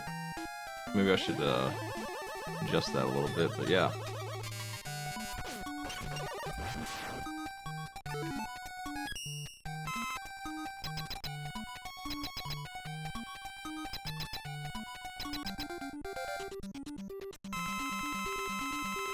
I'm gonna make that just a little bit bigger so that it can pop up in more places.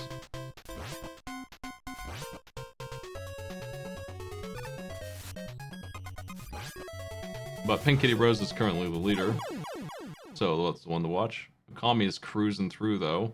They're in a place where they, if I didn't see which one started Mega Man 5 first, I wouldn't actually know which one's in front, because they have done a different boss order here, and they both have killed a similar number of bosses. I think Pink might be one up on Akami at this point. Maybe.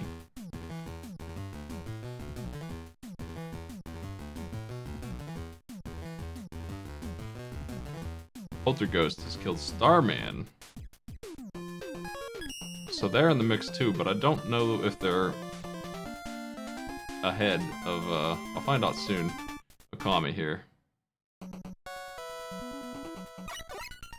I'm thinking Okami is ahead of them by one boss, maybe. Polterghost is doing the normal boss order that I gave in the chat.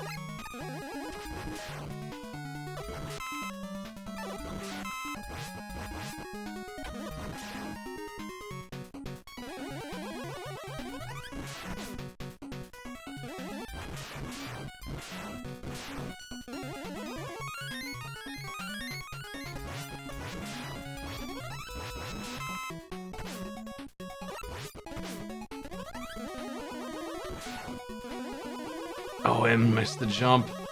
This part of Brightman's stage sucks.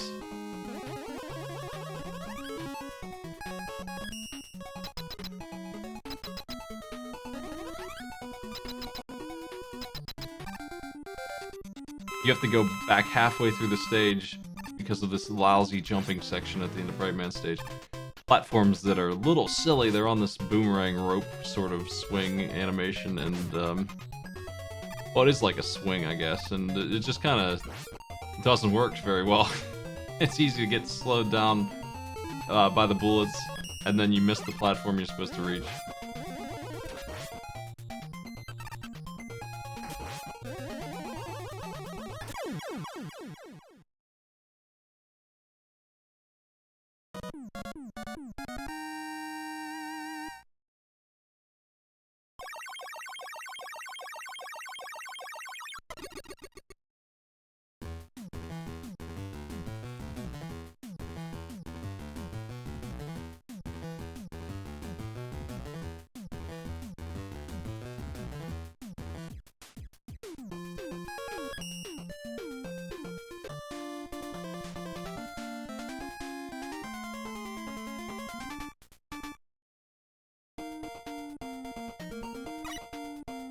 Yeah, Subwoofers is on the physical collection in the, maybe the Switch?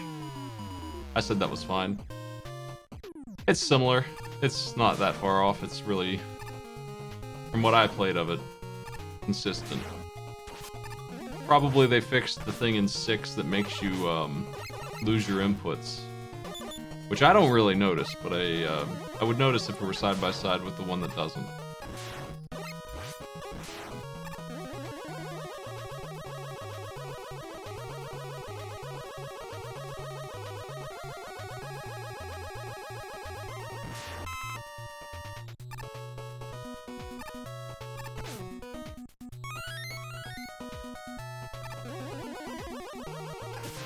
They kept the drop inputs.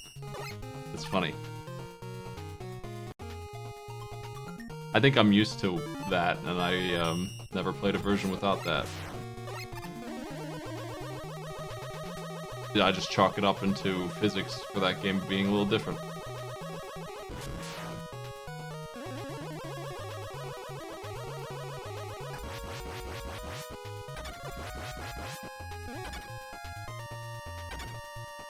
The Battle Network collection was really cool. It added a lot of neat little features. If you'd like to buy it and support my stream at the same time, there is a link somewhere for that. Let me see.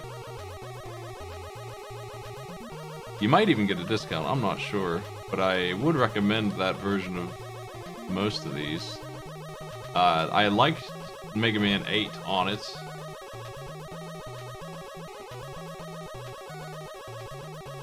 Nexus is the link, right? Is that it? Yeah, on my Nexus page down there, you get a couple of different games. Mostly because I have a Capcom sponsorship, partnership thing. A lot of the Mega Man games. The ZX collection's on there, which I haven't played yet. The X collection is great, from what I played of it. I played Mega Man 8 and some of the other ones in the Legacy collection, and it was solid. It's on sale right now. Both of them. Like $8 and $6 for those. Each one, like you can get the X games for $8. That's great. The only one that's not on sale is the Battle Network one, actually. Yeah, I think the Command Nexus brings that up.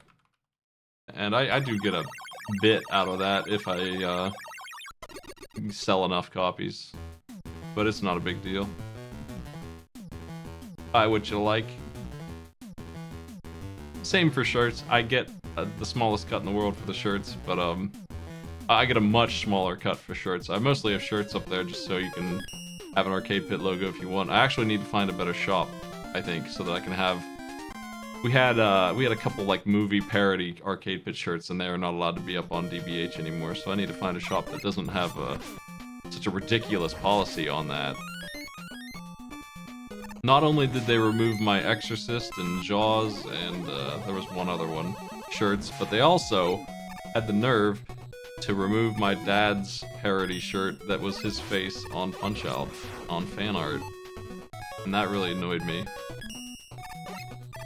So you can't get that shirt currently.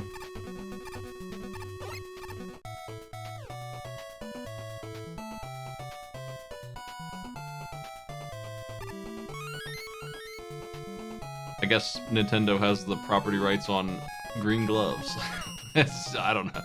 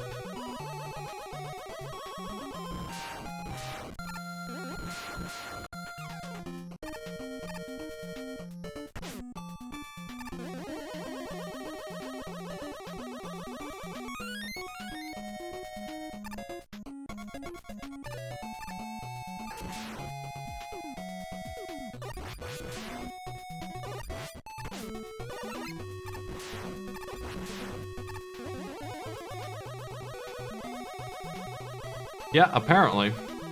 I mean, that art, I have it somewhere. Let me see.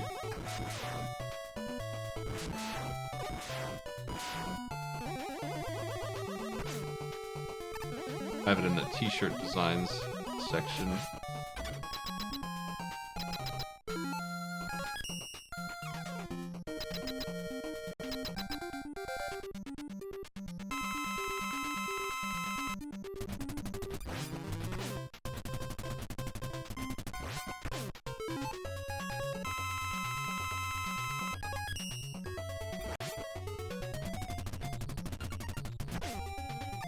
Yeah, you can still get the FF6 arcade pit shirt, the Wobbly Drew of Ultros. That one's a little subtle. Arcade pit is on the drum in that one. And you can still get MDCT's Akira Bubsy. But you can't get Jaws or The Exorcist or My Dad. You can get the Contra one if you like it.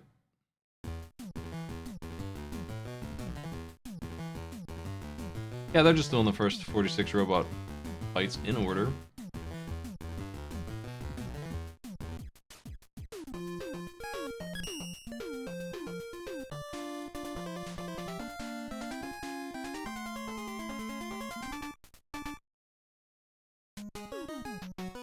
We lose Sparkly. Yes, we did. Okay, they have left the building. We now are down to 7, I think.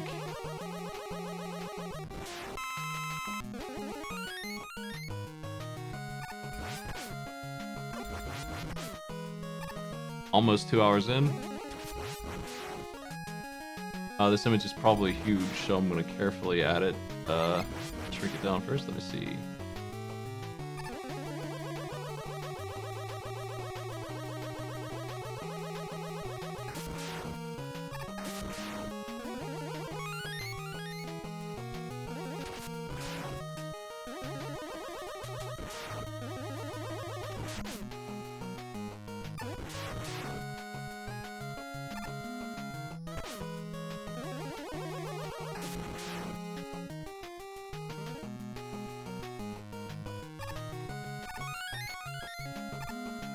Oh yeah, this image is so big. It's meant for a shirt, so of course it's so big.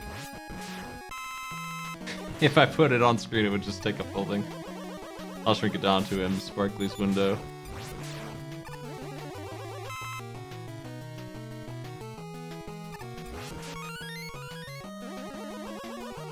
Ink is on 6 already.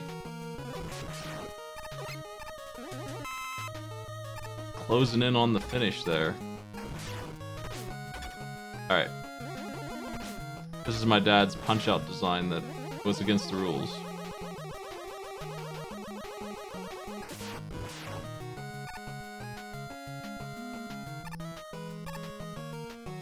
We had 9 players at the start, we lost 2 of them.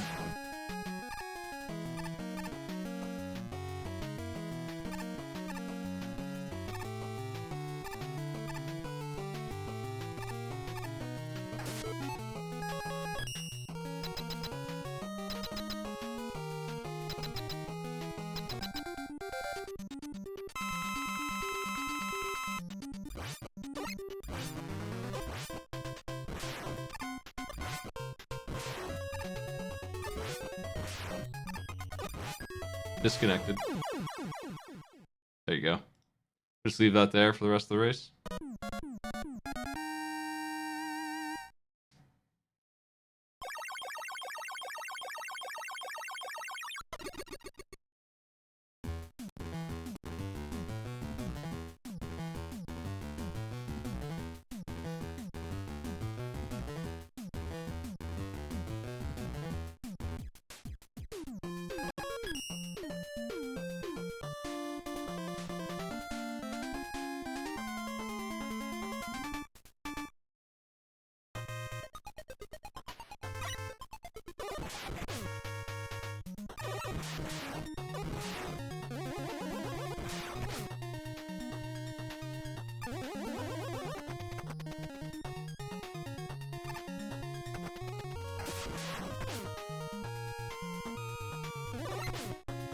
Making it through Mega Man 6 Probably won't take Pink very long. I'm expecting a time of like 2:15.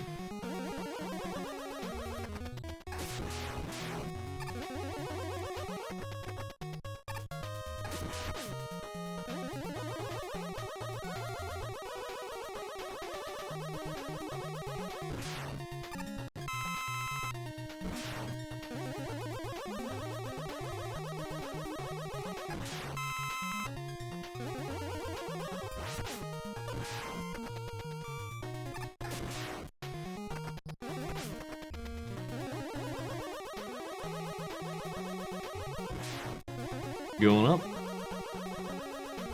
Flame Man's down. I don't know which one Pink started with. Probably that one, because they didn't use the weakness. So they probably have 7 to go.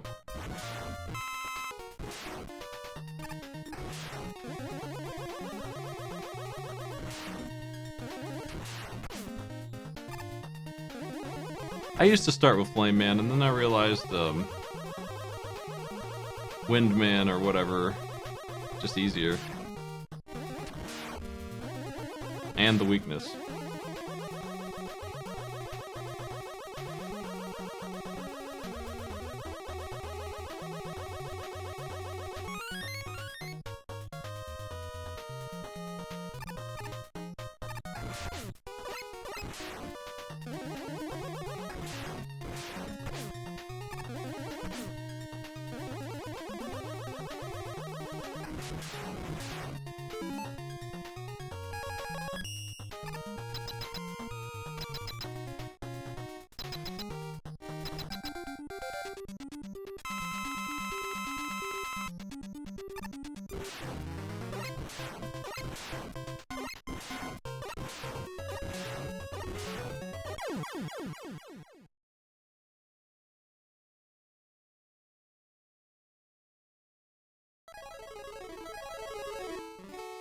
Okami on Mega Man 6 as well, it looks like.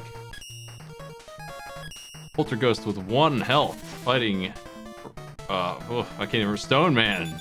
With his weakness though, really just a chump with this, so a little bit of safety on the jumps, yeah, that's done.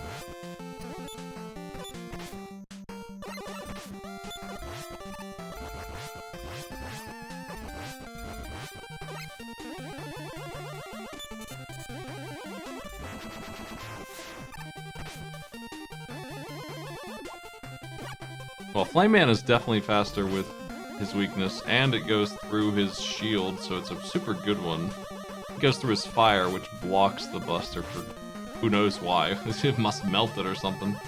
It's made out of, like, steel.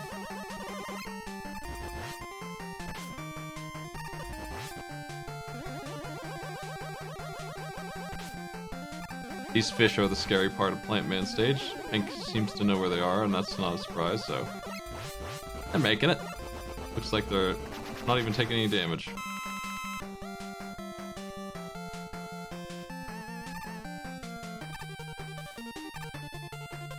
Fish quest complete. It's time for the boss.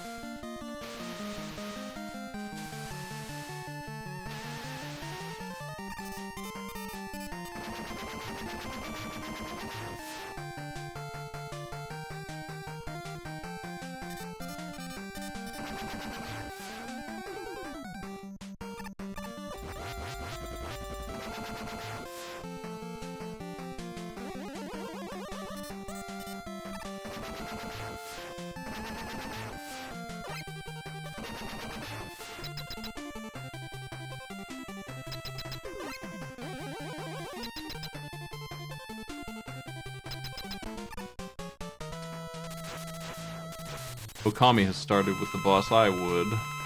Wind Man. No, actually, this is Blizzard Man. Never mind. This guy is Plant's weakness. And it works okay there. His weapon's kind of weird.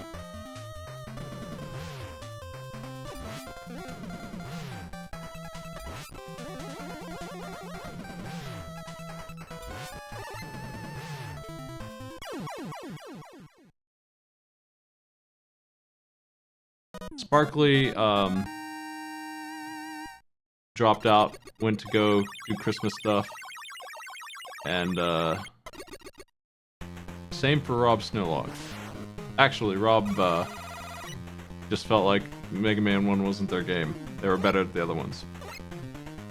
But they didn't make it through Mega Man 1 at a time they were happy with, so they dropped out.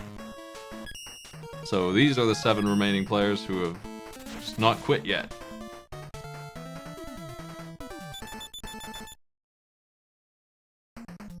Pink Kitty Rose is in the lead, followed by Okami Games, and really close behind Polterghost, working on their last Mega Man 5 bosses. Only 2 of the players are currently on Mega Man 6, though.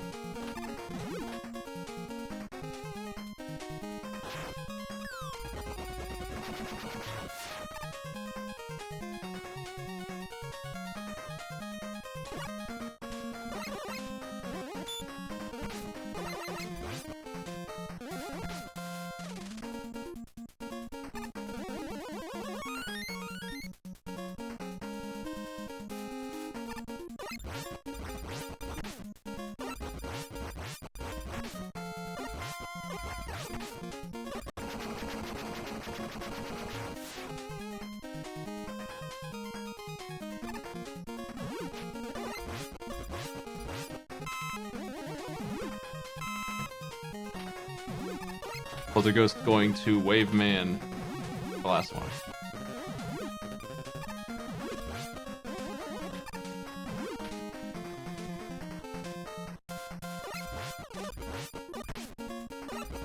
I could put NES Open Golf up on Test Your Smite and be good enough at it to have a win record I'd be satisfied with, just because I know how the controls work.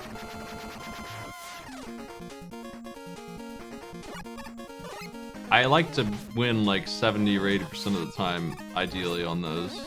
They shouldn't be free points. If I get the nerf on me, I like to win like half the time, if I can help it. Like, if I'm winning more than that, I try to not play that game so much anymore. Like, if I look at the stats, Bubsy's on that list, but I can't do anything about that. Nobody plays that game at all, so that's just a completely biased pick. The people who pick it, I'm not sure why they do. Though the person who picked it today did pretty well. Most people don't. And same for Junkie Ball. Nobody seems to be good at that except me, and I don't play that at all. It's just another case of I know the controls and they picked the meme.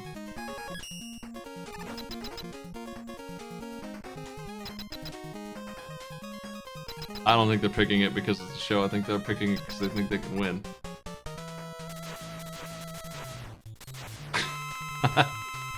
I don't know. The stats would say so, but I don't know if anyone's ever beat me at that particular game. I lose more in Mario and somehow Tetris, maybe by pure luck. The people who pick Tetris are usually pretty solid at it. Contra seems to be my game.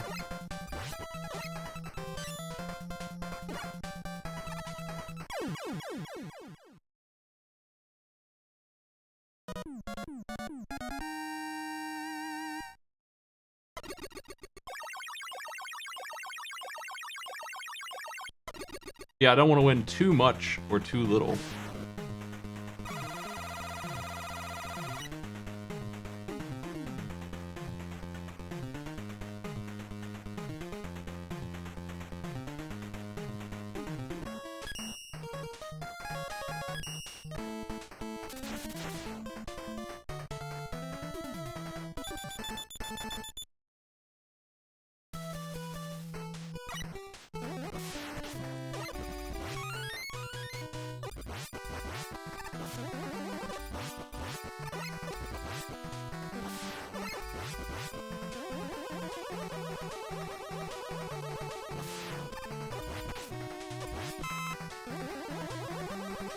There is a nice spreadsheet you can look at on the stats page that Aaron and Joey run.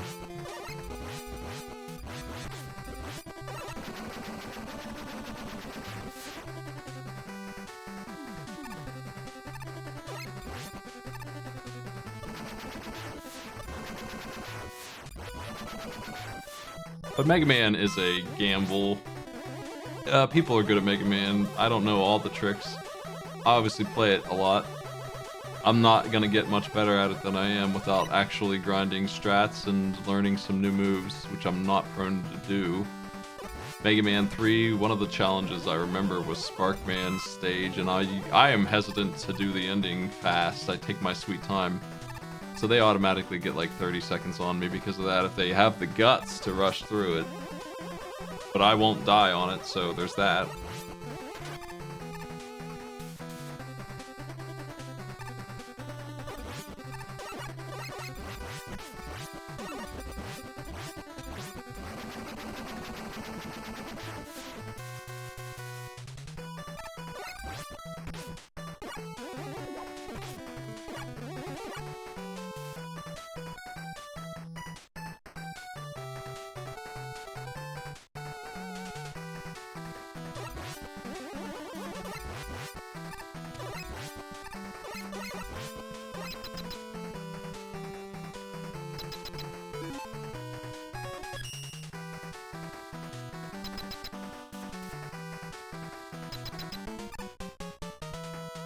It's boss time. Here comes Stomach Man, who is weak to nonsense. It works, but it puts you in range of him, and he hurts. And you also run out of energy too fast. So that's why I'd rather use the Buster here. It does a lot of damage, it's faster than Buster, but you can't get out of range of his moves without, yeah, so you end up dead often if you try to use his weakness here.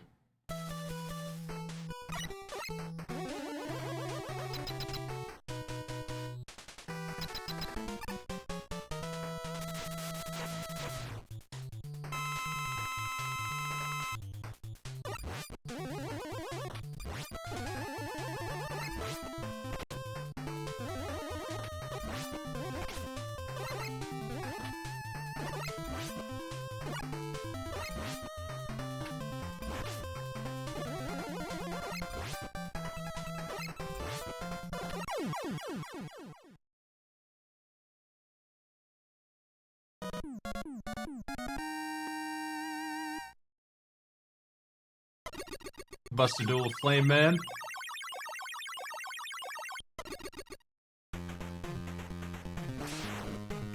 He's got that. I don't really understand his fire wave. There's a big gap in the middle, but his positioning matters on how far it's going to stretch. It will go across the room from wherever he is, so you have to kind of adjust, and it's a little tricky to do. It's weird. So I prefer to just be able to shoot through it for damage, but dodging it hurts anyway, no matter what you do.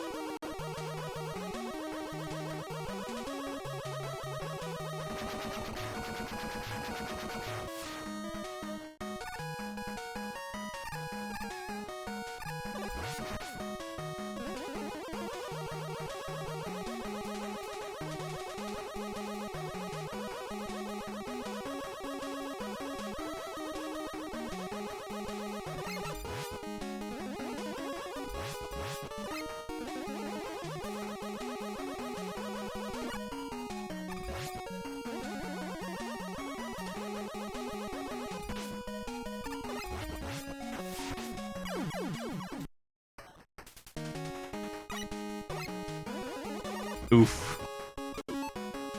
I love this song though. What a banger. Super Arrow for subwoofers, cruising across, that's why I use it.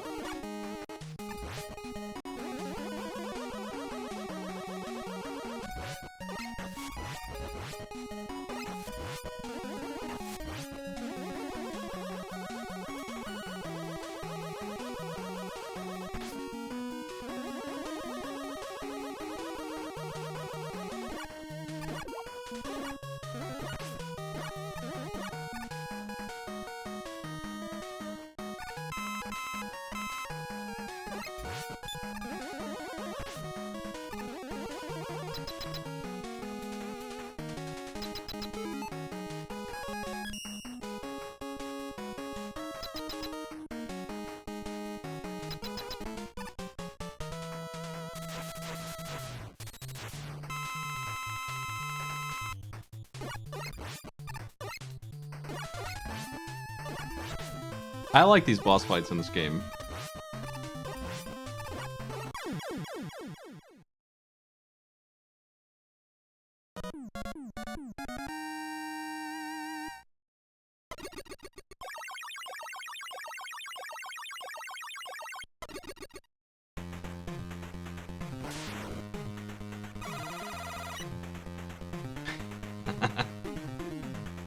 Why is there a bounce castle in Nightman's stage? I don't really understand that design choice, but what are you gonna do? Spring Man will come someday. And Kitty Rose is taking the alternate path for some reason. This path gets you a letter, I think, which I'm not even remembering exactly what it does. Maybe it's the beat who pulls you out of pits if you get the letters. I think it's the same boss fight though.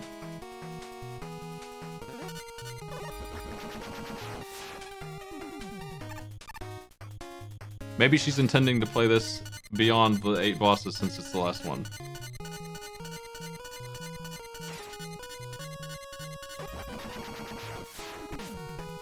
Nightman defeated. That's probably just Centaur Man left, but I'm not sure what her order is.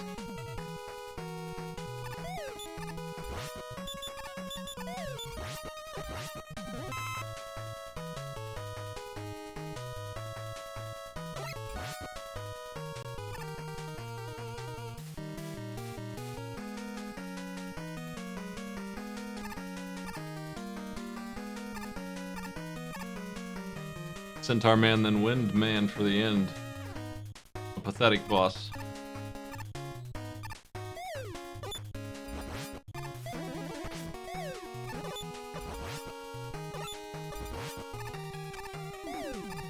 A lot of players are wrapping up Mega Man 5 by the looks of it.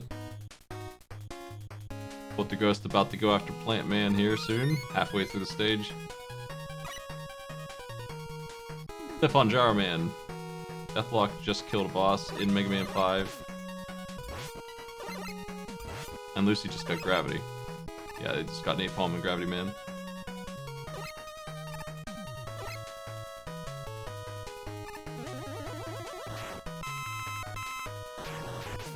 My Discord bot is not dissimilar from the one that SRL uses. Speedrun's Live actually has been sort of updated with a Discord community that runs that kind of stuff. I had like a miniature community-based version of the same thing, and that's what I'm using right now. So they're gonna report their time in Discord when they're done, and we're gonna get an exact number on the seconds from when they started the race to when they typed done. So we'll be able to see just what time Pink got compared to everyone else. There's this weird, what is this upside down water, Centaur Man? How did you even do this, man?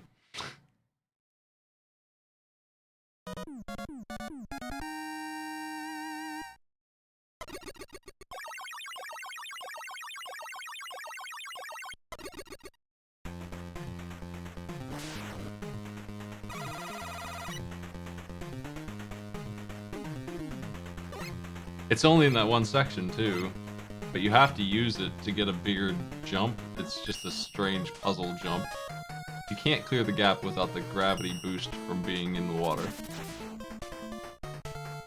So you jump through it, and as soon as you touch it, your gravity goes up and your jump gets boosted, and you stay in the air a little bit longer.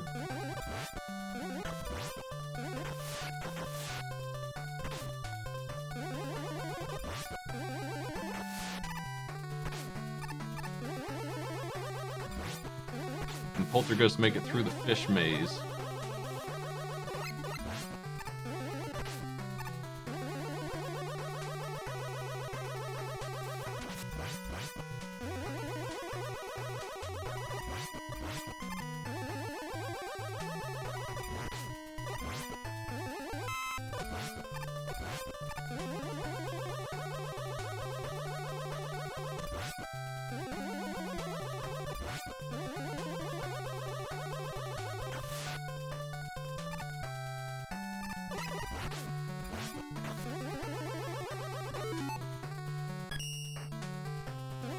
Plant Man's barrier is extremely annoying. It makes this fight take 6 jumps, even with his weakness, which I don't know why it takes so much energy, but Blizzard sure does.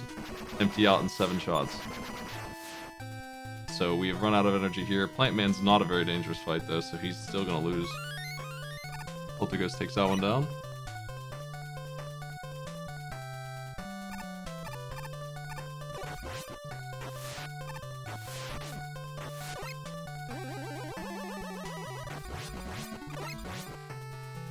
Stone Man dead on death blocks. They're probably closing in on the end of Mega Man 5. We have 40 minutes left until I officially call this race, and all of our players seem to be in the zone of that getting cleared.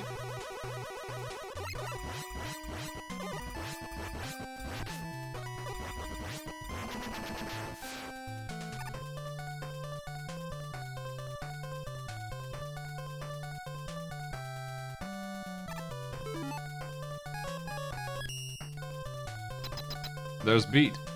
So he's an attack beat in this game as well. I don't know that I've ever really used him. I never bothered. I can only vaguely know where to do it. There's a couple of the bosses I usually miss. I just don't do it. The way to do it is to simply go after 4 bosses in an alternate path. At the bottom right, 4 bosses. And you kill the same boss fight, but because you went in the arena differently, you get a letter, and when you get them all, you get this weapon. And it looks like it's the same one from 5, so he just attacks things randomly and then he comes back and pisses around. He has a weakness to Wily and another boss in 5, so I usually get the letters easily. They're on the way.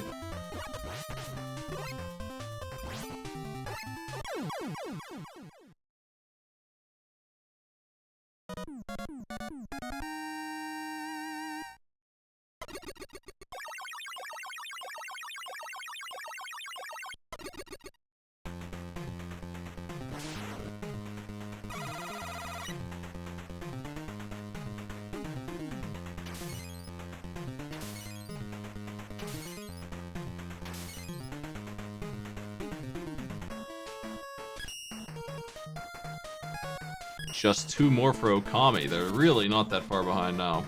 I feel like they caught up a little bit.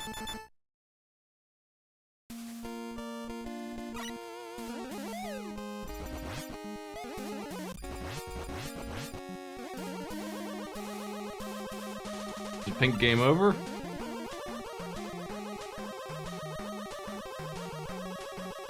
I got sent pretty far back, it looks like.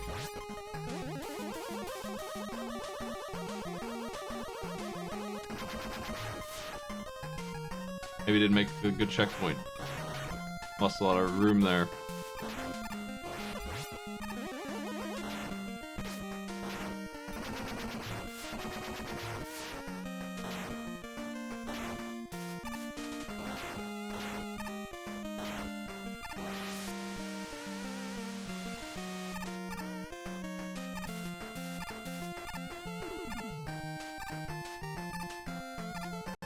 This level has a lot of fans that blow you into spikes.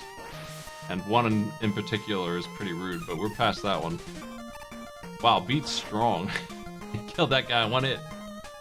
Alright, Pink is about 30 seconds away from victory, I would say.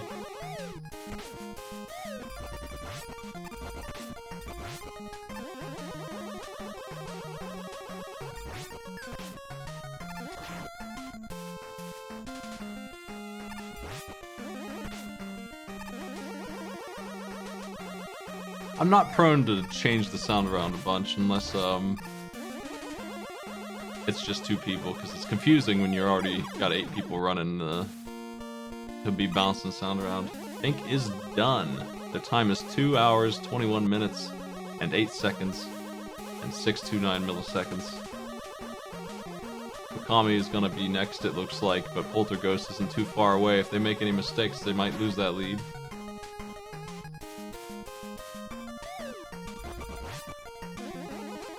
We have a limit of 39 minutes before I'm calling it. Well, I guess I don't have to, but that's just what I said I would do. 3 hours is it's not a generous amount of time, but it's a reasonable amount of time to do this in. And all the players seem like they're gonna be on Mega Man 6 soon.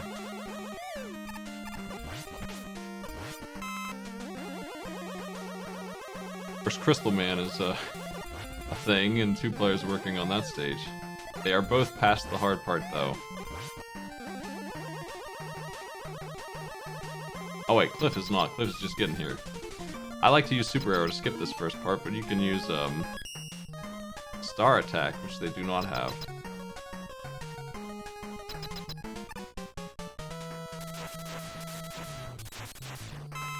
Yeah, they're gonna have some hard times with this. Crystal Man stage is dumb. It's timing based, and it's based on understanding how spawns work on the ice. They can only have so many at a time. But if you do ride this Super Arrow through, you can despawn them as you come in. That's one fast way to do it.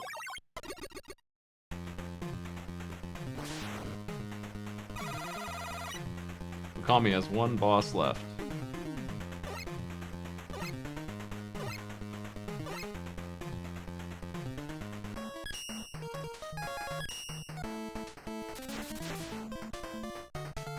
Hey, Merry Christmas, everybody, by the way. Happy holidays, all that. Hope you find some cool stuff somewhere today to have. Yeah, and to give out.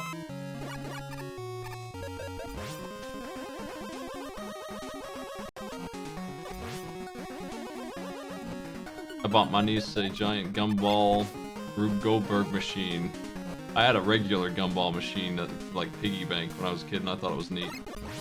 So I got her this one that is that, but when you turn it to get your gumball, it goes down this marble run. It does a bunch of bouncing and spinning, and has a lever you have to pull, and a plunger. I thought it was neat. I got a bunch of other stuff too, but that's, in my opinion, the most interesting thing. But I'm biased towards the goofiness of that.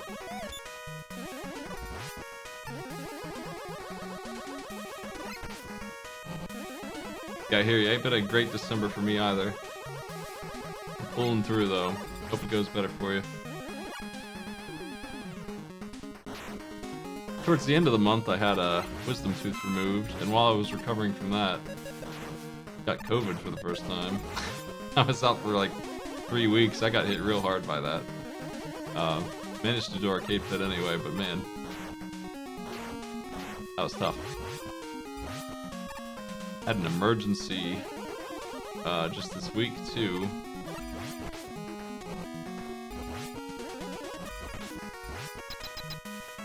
That required a little surgery. Partner had to be taken in. So I've been worried about that, but everything's all good. We're all hanging out for Christmas. Making some giant pumpkin cake out of all that pumpkin I got from Halloween time.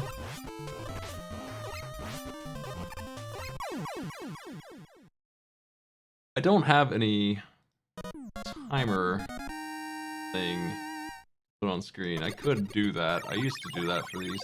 Put the timer that they actually got on screen to tell what time they finished. But Pink Kitty Rose is first. Okami is second at 2 hours, 25 minutes, 22 seconds, 4 minutes behind.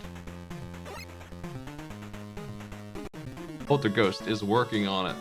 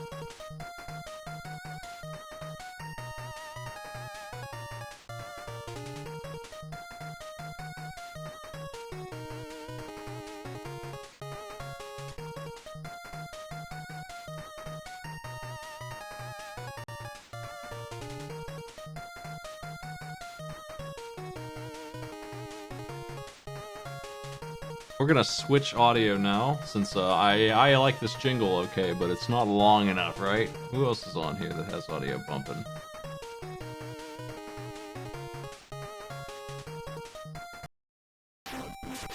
Player 7. Oh, they have a mic on though. Player 5. Polterghost. But they're almost done. They have 3 bosses left. No one else is sending audio. So once they're done, I'll just play a soundtrack.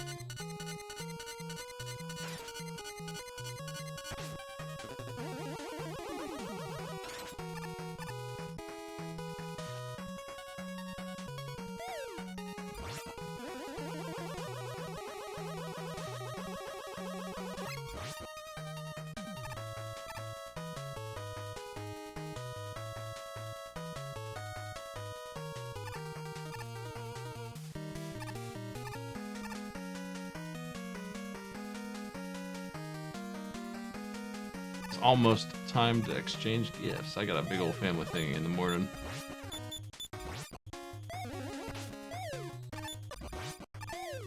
As a kid, the Mega Man soundtrack was a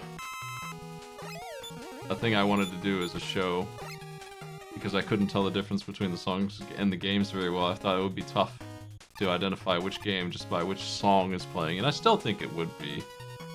Identify which Mega Man this is would be a pretty rough challenge. I would get it if it were on 5 or 6 or 2 maybe. I don't know if I'd get the other 3. I think it's 3 and 4 that would throw me the most. Like I think I'd also get 1 if I'm being honest. I think that the Wily stages are a mix. I wouldn't get any of those. But if it were any of the bosses on those 4 games, I'd be probably good. But the 3 and 4, I wouldn't understand a single one. I wouldn't get any of those. And I don't think I'd get anything from 8, 9, or 10.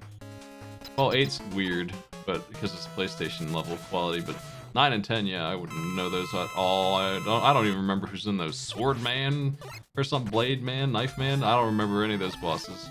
Some kind of hacker man. I don't remember anything in any of those games. I played them once.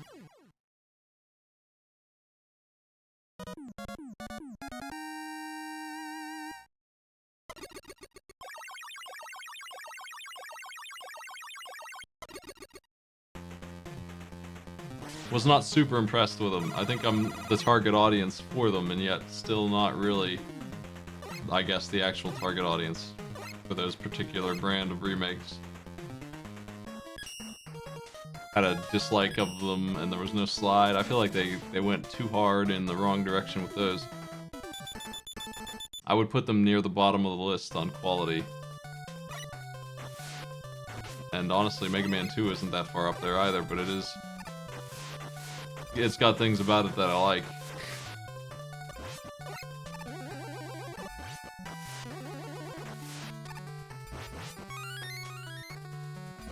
I feel like you probably would enjoy those games more on a second or third playthrough than the first one. The first one is what I judged them by, though.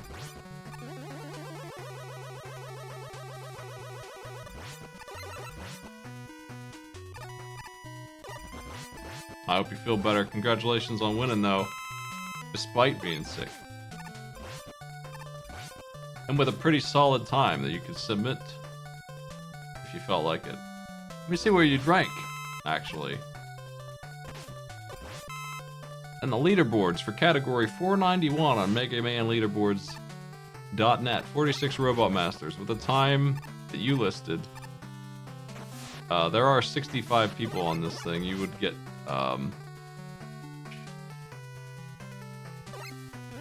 221. You'd be showing up at 55.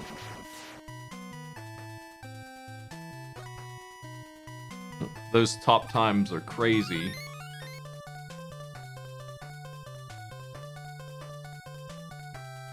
Yeah. They're breaking it in an hour 40 at the top of this list.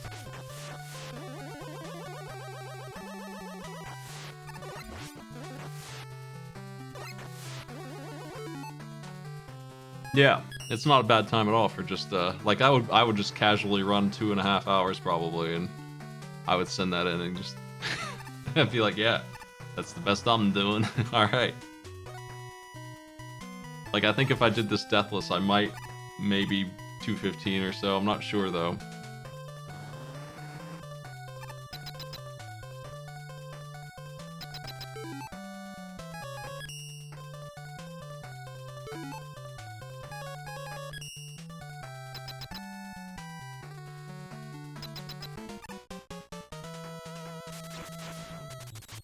The Ghost on Centaur Man. Subwoofer taking out my plan, man!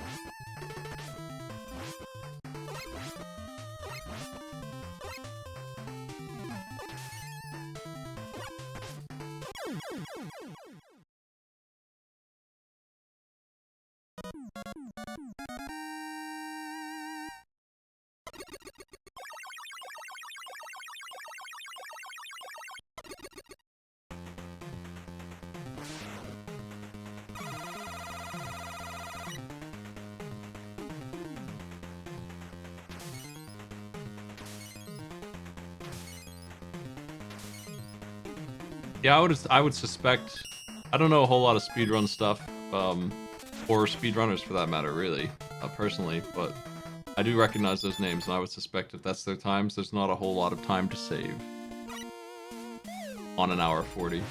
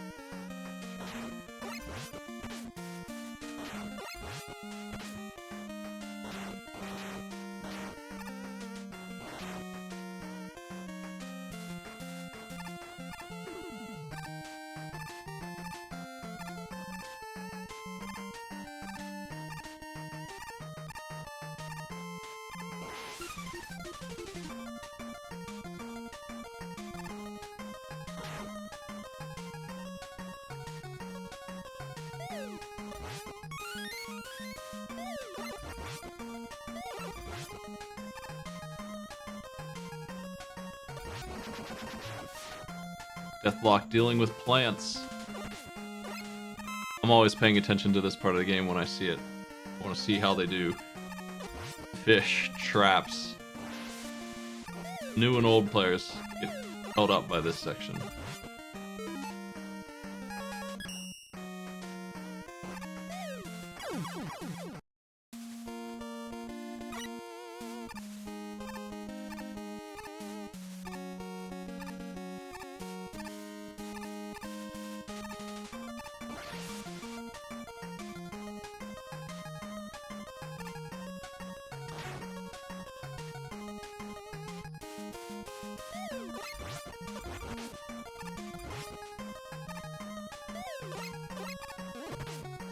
Nice work. I thought they were going to fall into the water there. Managed to hang on. A bouncing turret. Almost got him.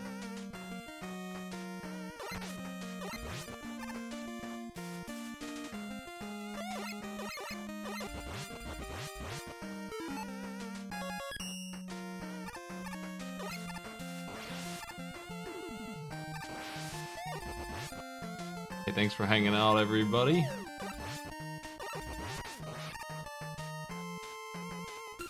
For this Mega Man race, we have an official 24 minutes left, or I might call it, depending on how many people are still going. If it's like 4 people, I might hang out for a bit. I don't really have anywhere to go at the moment. I'm the only one awake around here. I don't have anything to do. I just, usually after the show, I work on Arcade Pit stuff. I make notes about what I need to fix and such.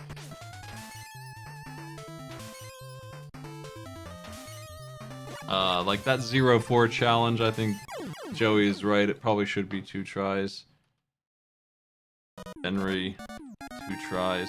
And Darius Twin it needs to tell you how much 100k actually is in the score, since you start with like 300,000 points.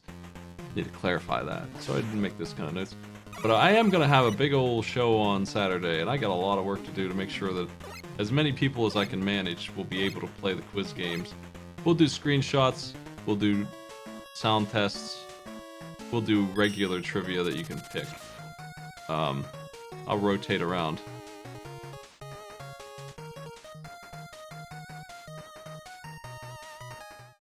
Polterghost has done it. Nice work. They're all done. I'm going to go ahead and play some music now. A musician named Varuz, V-U-R-E-Z, has an entire remaster, like, remix album of just Mega Man 6. And that's pretty much where we're going to be for the rest of this video, so let's load that up.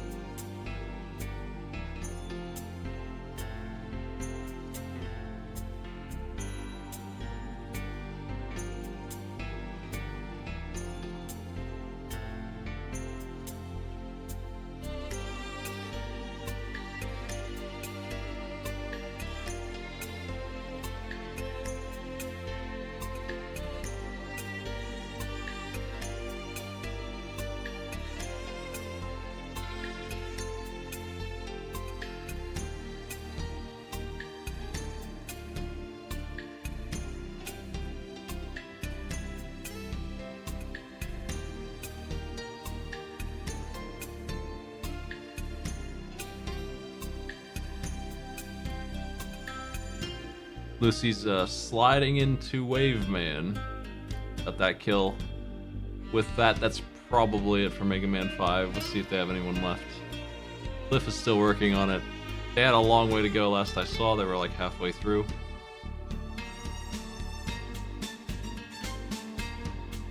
Crystal Man is probably the worst stage in this. I think that's pretty clearly the worst place.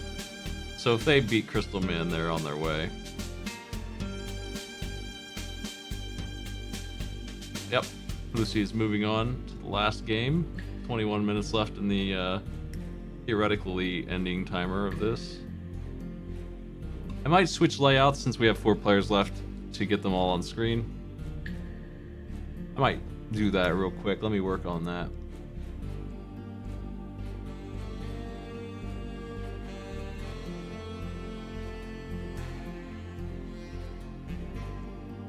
So you're going to see a couple repeats here on the screen while I work on that.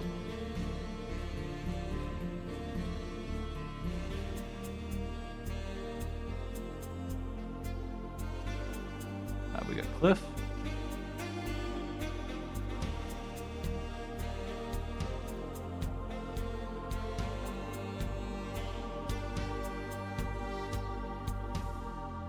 Subwoofer's Ice Cream.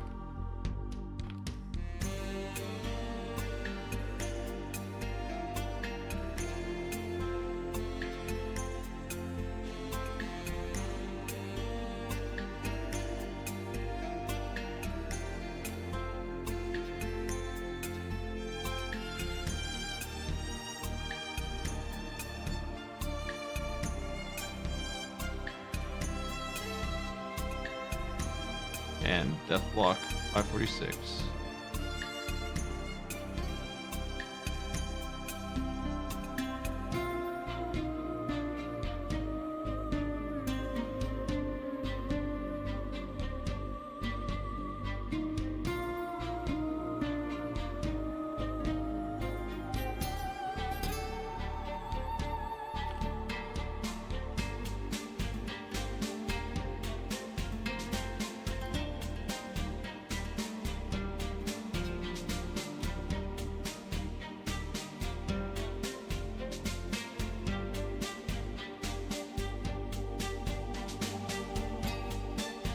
Alright. I believe this is correct. I'll check.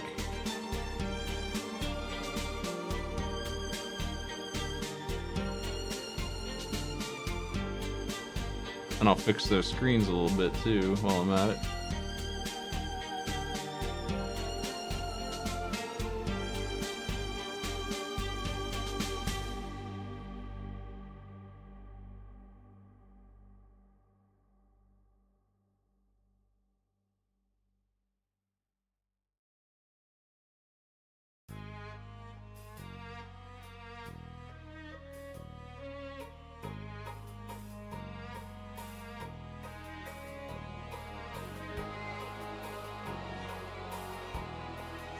Looks better.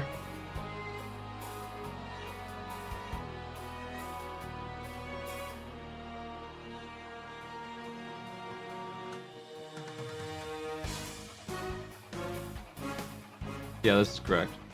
Everyone's in the right positions here. Our 4 remaining players.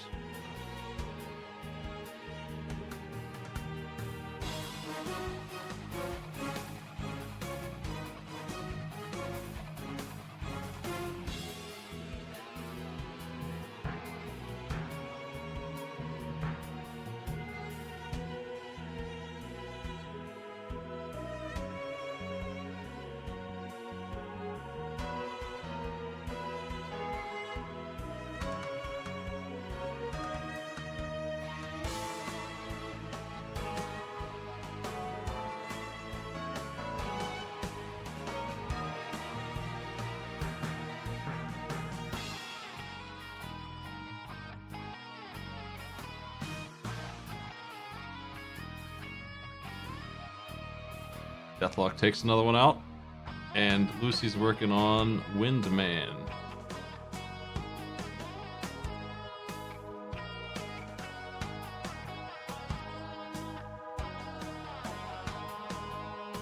Which screen do you mean you can't see the right side of?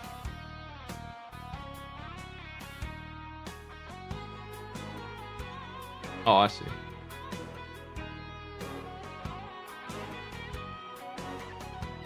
Overly cut.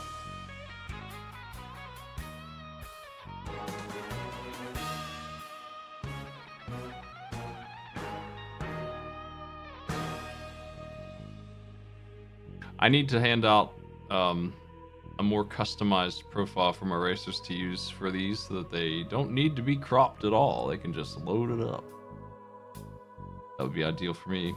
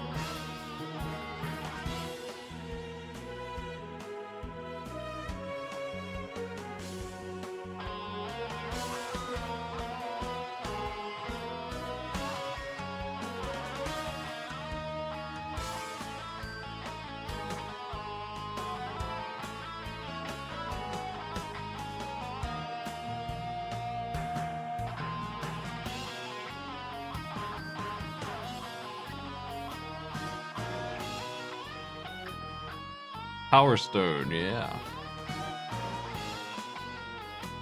I try to find a use case for it, but yeah. It's definitely a forgettable weapon. Mega Man 5 has some pretty solid weaponry. But 2 or 3 of the weapons, as usual, are garbage. You can force them to be used if you really try.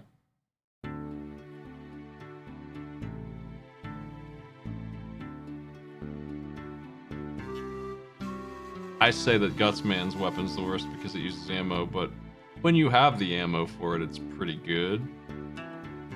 Can't really mess around with that spread shot too much. It's just really slow to load and requires ammo that you never get enough of. You never have enough bricks to just solve the problem. It's primarily good on Wily 3, but you don't have enough bricks there to do it, so you have to kill the boss with the Buster a little bit. And if you screw it up and die, like you might because the boss hits hard, then you don't get those blocks back and you just game over. A unique Gutsman problem. Does that ever happen again? I guess it happens in the form of you don't have any energy left or whatever in the other Mega Man weapons, but to actually have a physical object you need and then you can't do it anymore because they forgot to make it respawn.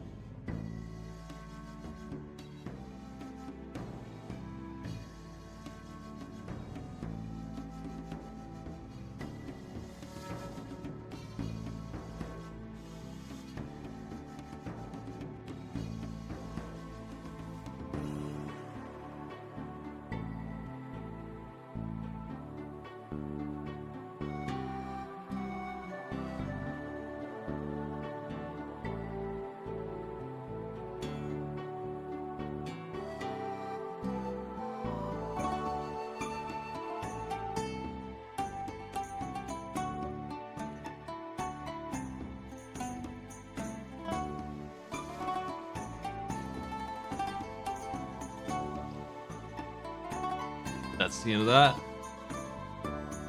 Two bosses dead at the same time up there. Cliff is making their way to the boss on that stage. That's Wave Man. Sparkman's weapon. I don't really remember it. I should probably remember it.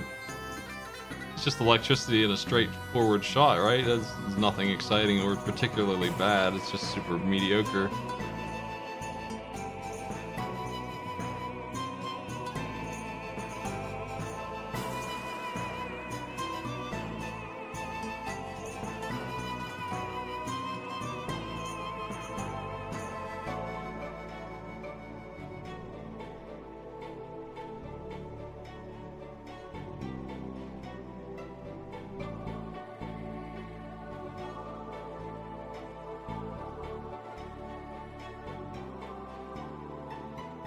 I think Power Stone is useful-ish if it actually works, which is 90% of the time. It hits the enemies in the air that are in that game, the little fellows that float around.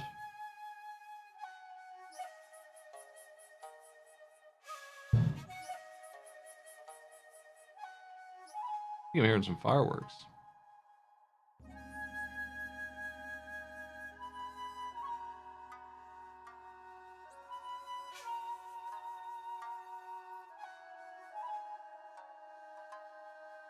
There is a mod, or you could just use a cheat code, I guess, to get infinite Power Stone.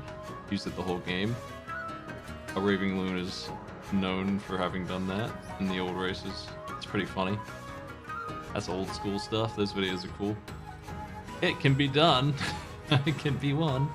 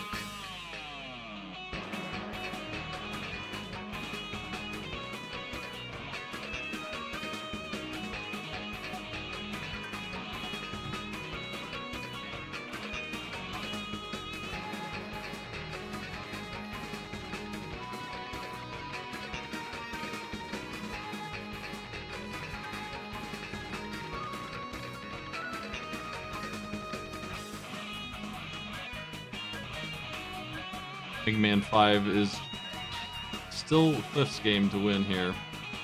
The other 3 are pretty deep in at this point on Mega Man 6, it's looking like. Charge Kick is, I know it should be useful, but I can't think of a place to use it outside of the stage that it's the weakness for the boss in.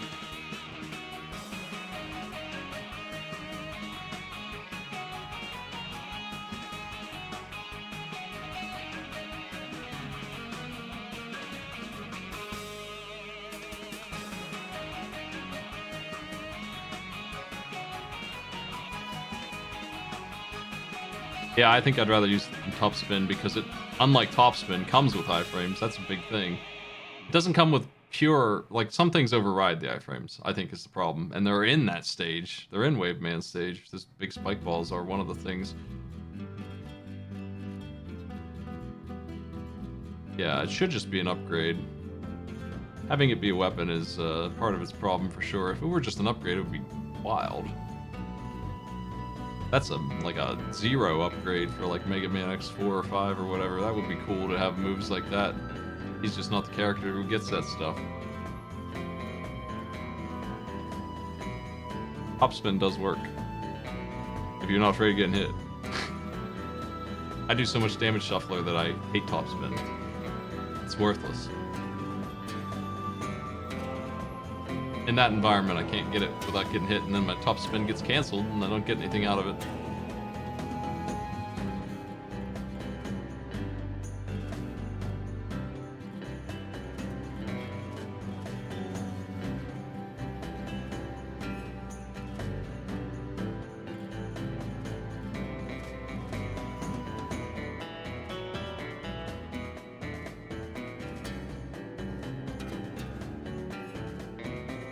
I still use it on Shadow Man, and I use it. Maybe I use it on Wily. He doesn't enjoy it very much.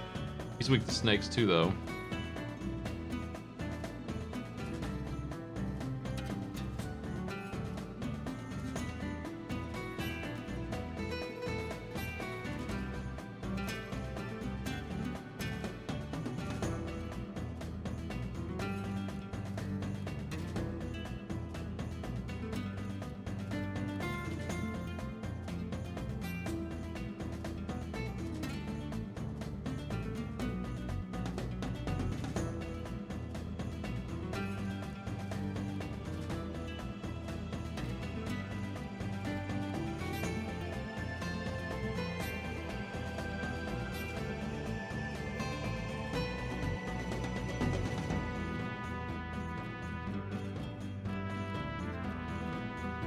When Man is defeated, here is Nightman, but against this weapon, he has nothing going for him. He's got limited range, he jumps around like a doofus, he stands there and gets shot, dies instantly. Deathlock is done. At 2:55:58. Another completion. Poltergeist time was 2:37:02, by the way, I didn't mention that, I don't think.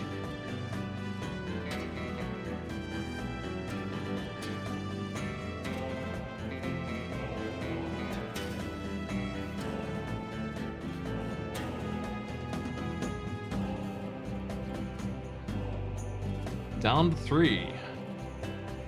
Cliff is moving on. Did they finish Mega Man 5? Nice. Everyone's on 6 now. If we get down to just one racer, 1 or 2 racers, I'll probably call it. They can keep racing off screen though and finish when they're ready. Get that time in the Discord for their posterity here.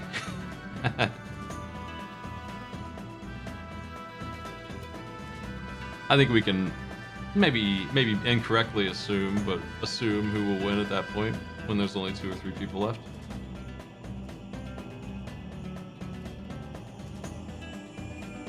Subwoofer's currently the top speed of the 3 remaining. They're working on Centaur Man, and that's might be the end for them. Who knows how many bosses they have left? But I think they're in the lead. Lucy's been killing them though. I've seen a couple go down. Oh, touch the spikes.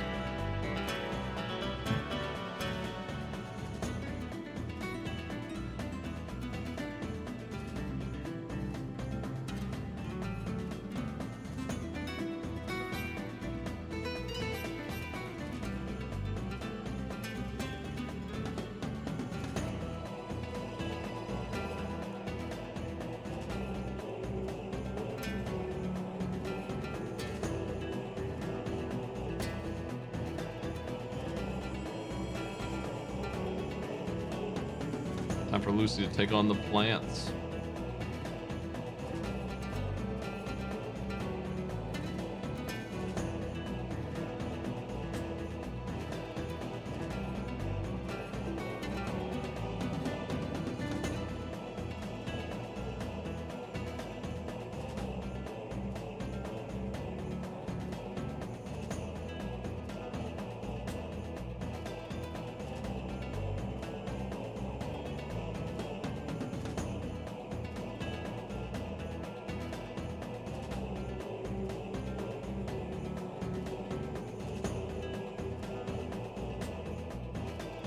Another thing that doesn't get reset in Mega Man is this damn fire. Shouldn't be a problem, but 1 or 2 times it was for me. They got the fire off and then I died to something, and then when I came back through, it's still on fire. It just burns forever. Oil never stops burning, it turns out. And I fell in a couple times after that and died instantly. I don't know why all of a sudden I was having trouble dodging the oil, but I couldn't get away from it that time.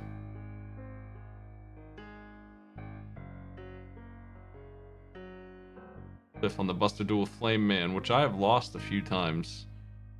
He can be a real jerk, depending on what moves he decides to do and the spacing of it all.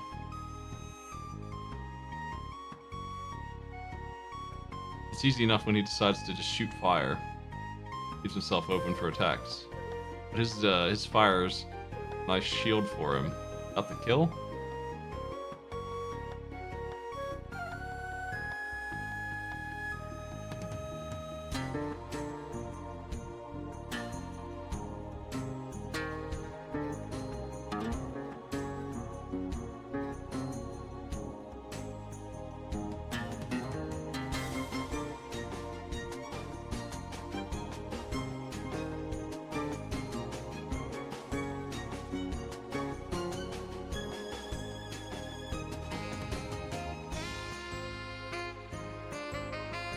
Have some saxophone.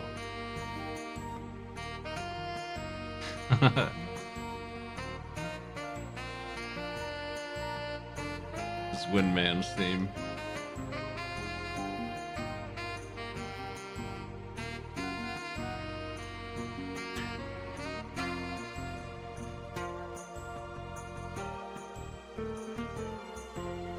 They have a Tecmo Super Bowl remix in here that I'm going to play after this for no particular reason.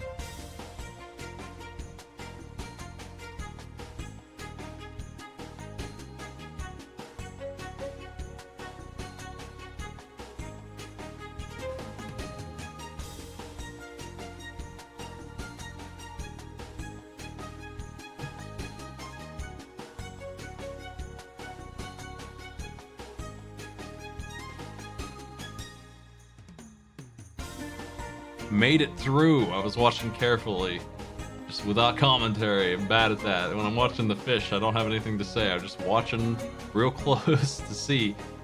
They made it through. It's time for Plant Man. Lucy, nice work. Subwoofers on their last one, it looks like. And they're being super cautious about it too. Trying to kill these little, I didn't know you could, these little jet jerks. What are these guys even? They're the little fellas from every Mega Man game. There's one version of that sucker, but this guy has really weird propulsion because he has jets that make him go when he sees you. I actually think he's one of the more harmless ones though. Looks like you can just damage him up and kill him that way though. I like these platforms here a lot. The flippers. Doesn't seem like subwoofers like them though. They're switching to jet. Okay, they went up there. That makes sense. E-tank for the boss. They got 4 of them. That's one of the things about 6 and sort of 5 E-tanks, M-tanks, all that kind of stuff. As many as you need, more. You don't really have to fight too much.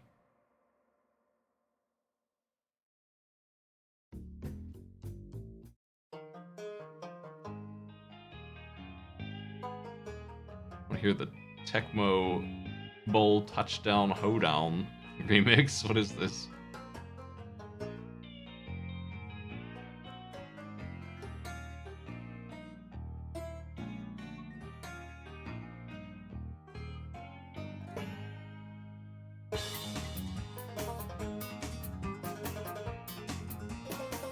Ah, Cliff went too fast, hit the spikes.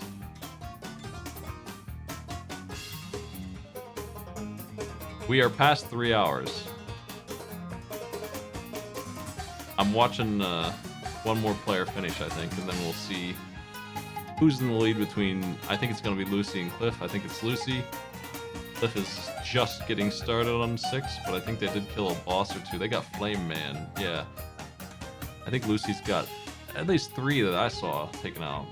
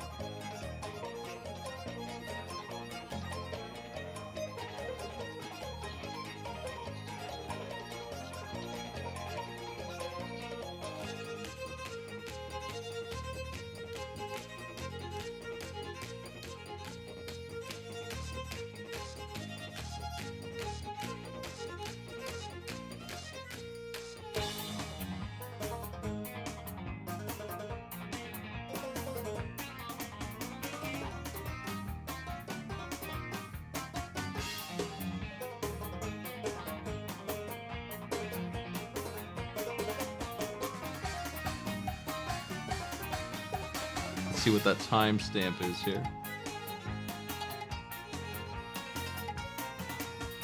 Subwoofers clocked in at 3 hours, 6 minutes, 6 seconds. Deathlock had clocked in at 2 hours, 55 and 58 seconds. We are now down to these 2. Lucy's having a lot of trouble with the dispensary. The Met Machine.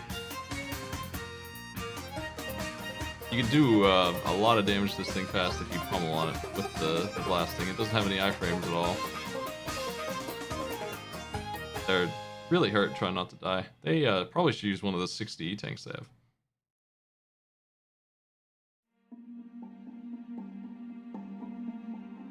Let's play Plant Man's remix. Good song. Cliff's there right now. So if you didn't know, Lucy just walked past the energy balancer, which is the first time it's shown up, I'm pretty sure, in any game in this. Maybe the Game Boy games, but it's in that wall there. You have to break it through. Starting a long tradition of just not giving you this thing that Mega Man X always gives you. Quality of life feature that should not be a secret or a store item. Just a nice thing to have.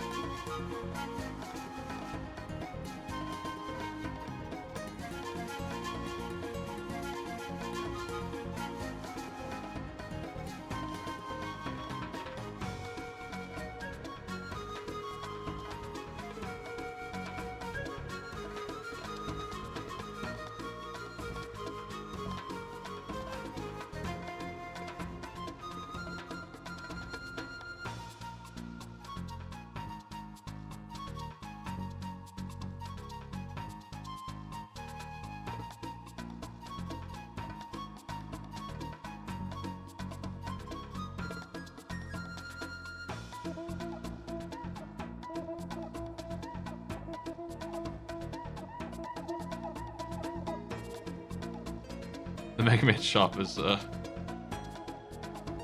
I think it's good an 8. It's the only time where I'm like, yes, good. Because an 8, it's not really a store in the normal sense. It's an achievement thing. It's like you did a challenge in a stage, you found the bolt. Actually, you found 5 of them. Have a buster upgrade if you want, or whatever you like. Really, it's your choice.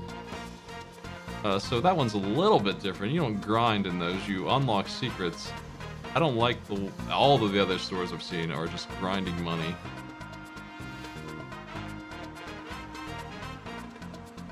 And it turns into a mess on some of them, notably Rockman and Forte and 7, where if you're missing those 2 upgrades that make you able to win, well, you're not able to win. It's so hard anyway. Those are some essential upgrades. Thankfully in 7 you can find them for free if you know where to look. I'm talking about the punch and punch upgrade, which unbelievably expensive if you don't get the discount thing and find at least one of those naturally, and you're not gonna find them. They're buried with rush. You gotta know where to rush search, and you're just not gonna do that. You gotta know in advance where they're at. You're just not gonna find them. Definitely some Nintendo Power stuff going on there.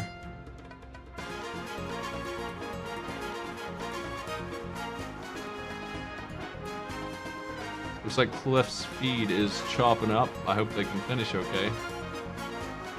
I think I'll call it soon.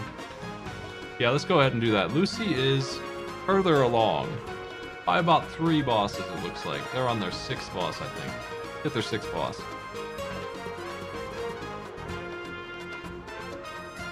I just want to see if Cliff makes it to Plant Man. And let's find somebody to host. Thanks for joining me for Arcade Pit and Mega Man, folks.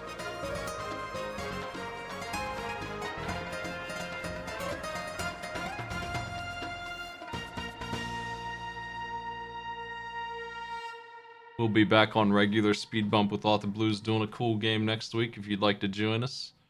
I'm pretty sure he's going to be here.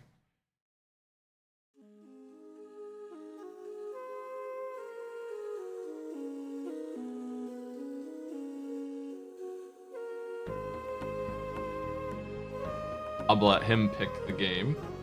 So it'll be an Author Blues special. I'm going to find somebody I don't know in Retro to raid over to, so give him some Christmas joy and all that. Yeah.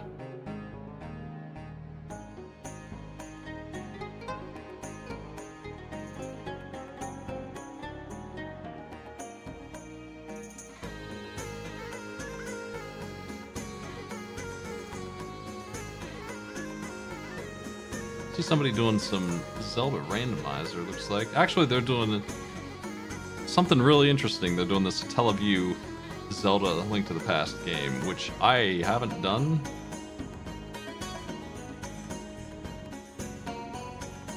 Check that out. The Teleview was a radio show. You played along with it, and you got a patch update over satellite. So we can subtitle those updates and play them now with modern technology and get the gist of that experience. I was thinking that would be a cool thing to do as a streaming project sometimes. Sometime, maybe. Would people be interested in that? I might check into that. See if people want... here's a fresh updated patch of some game.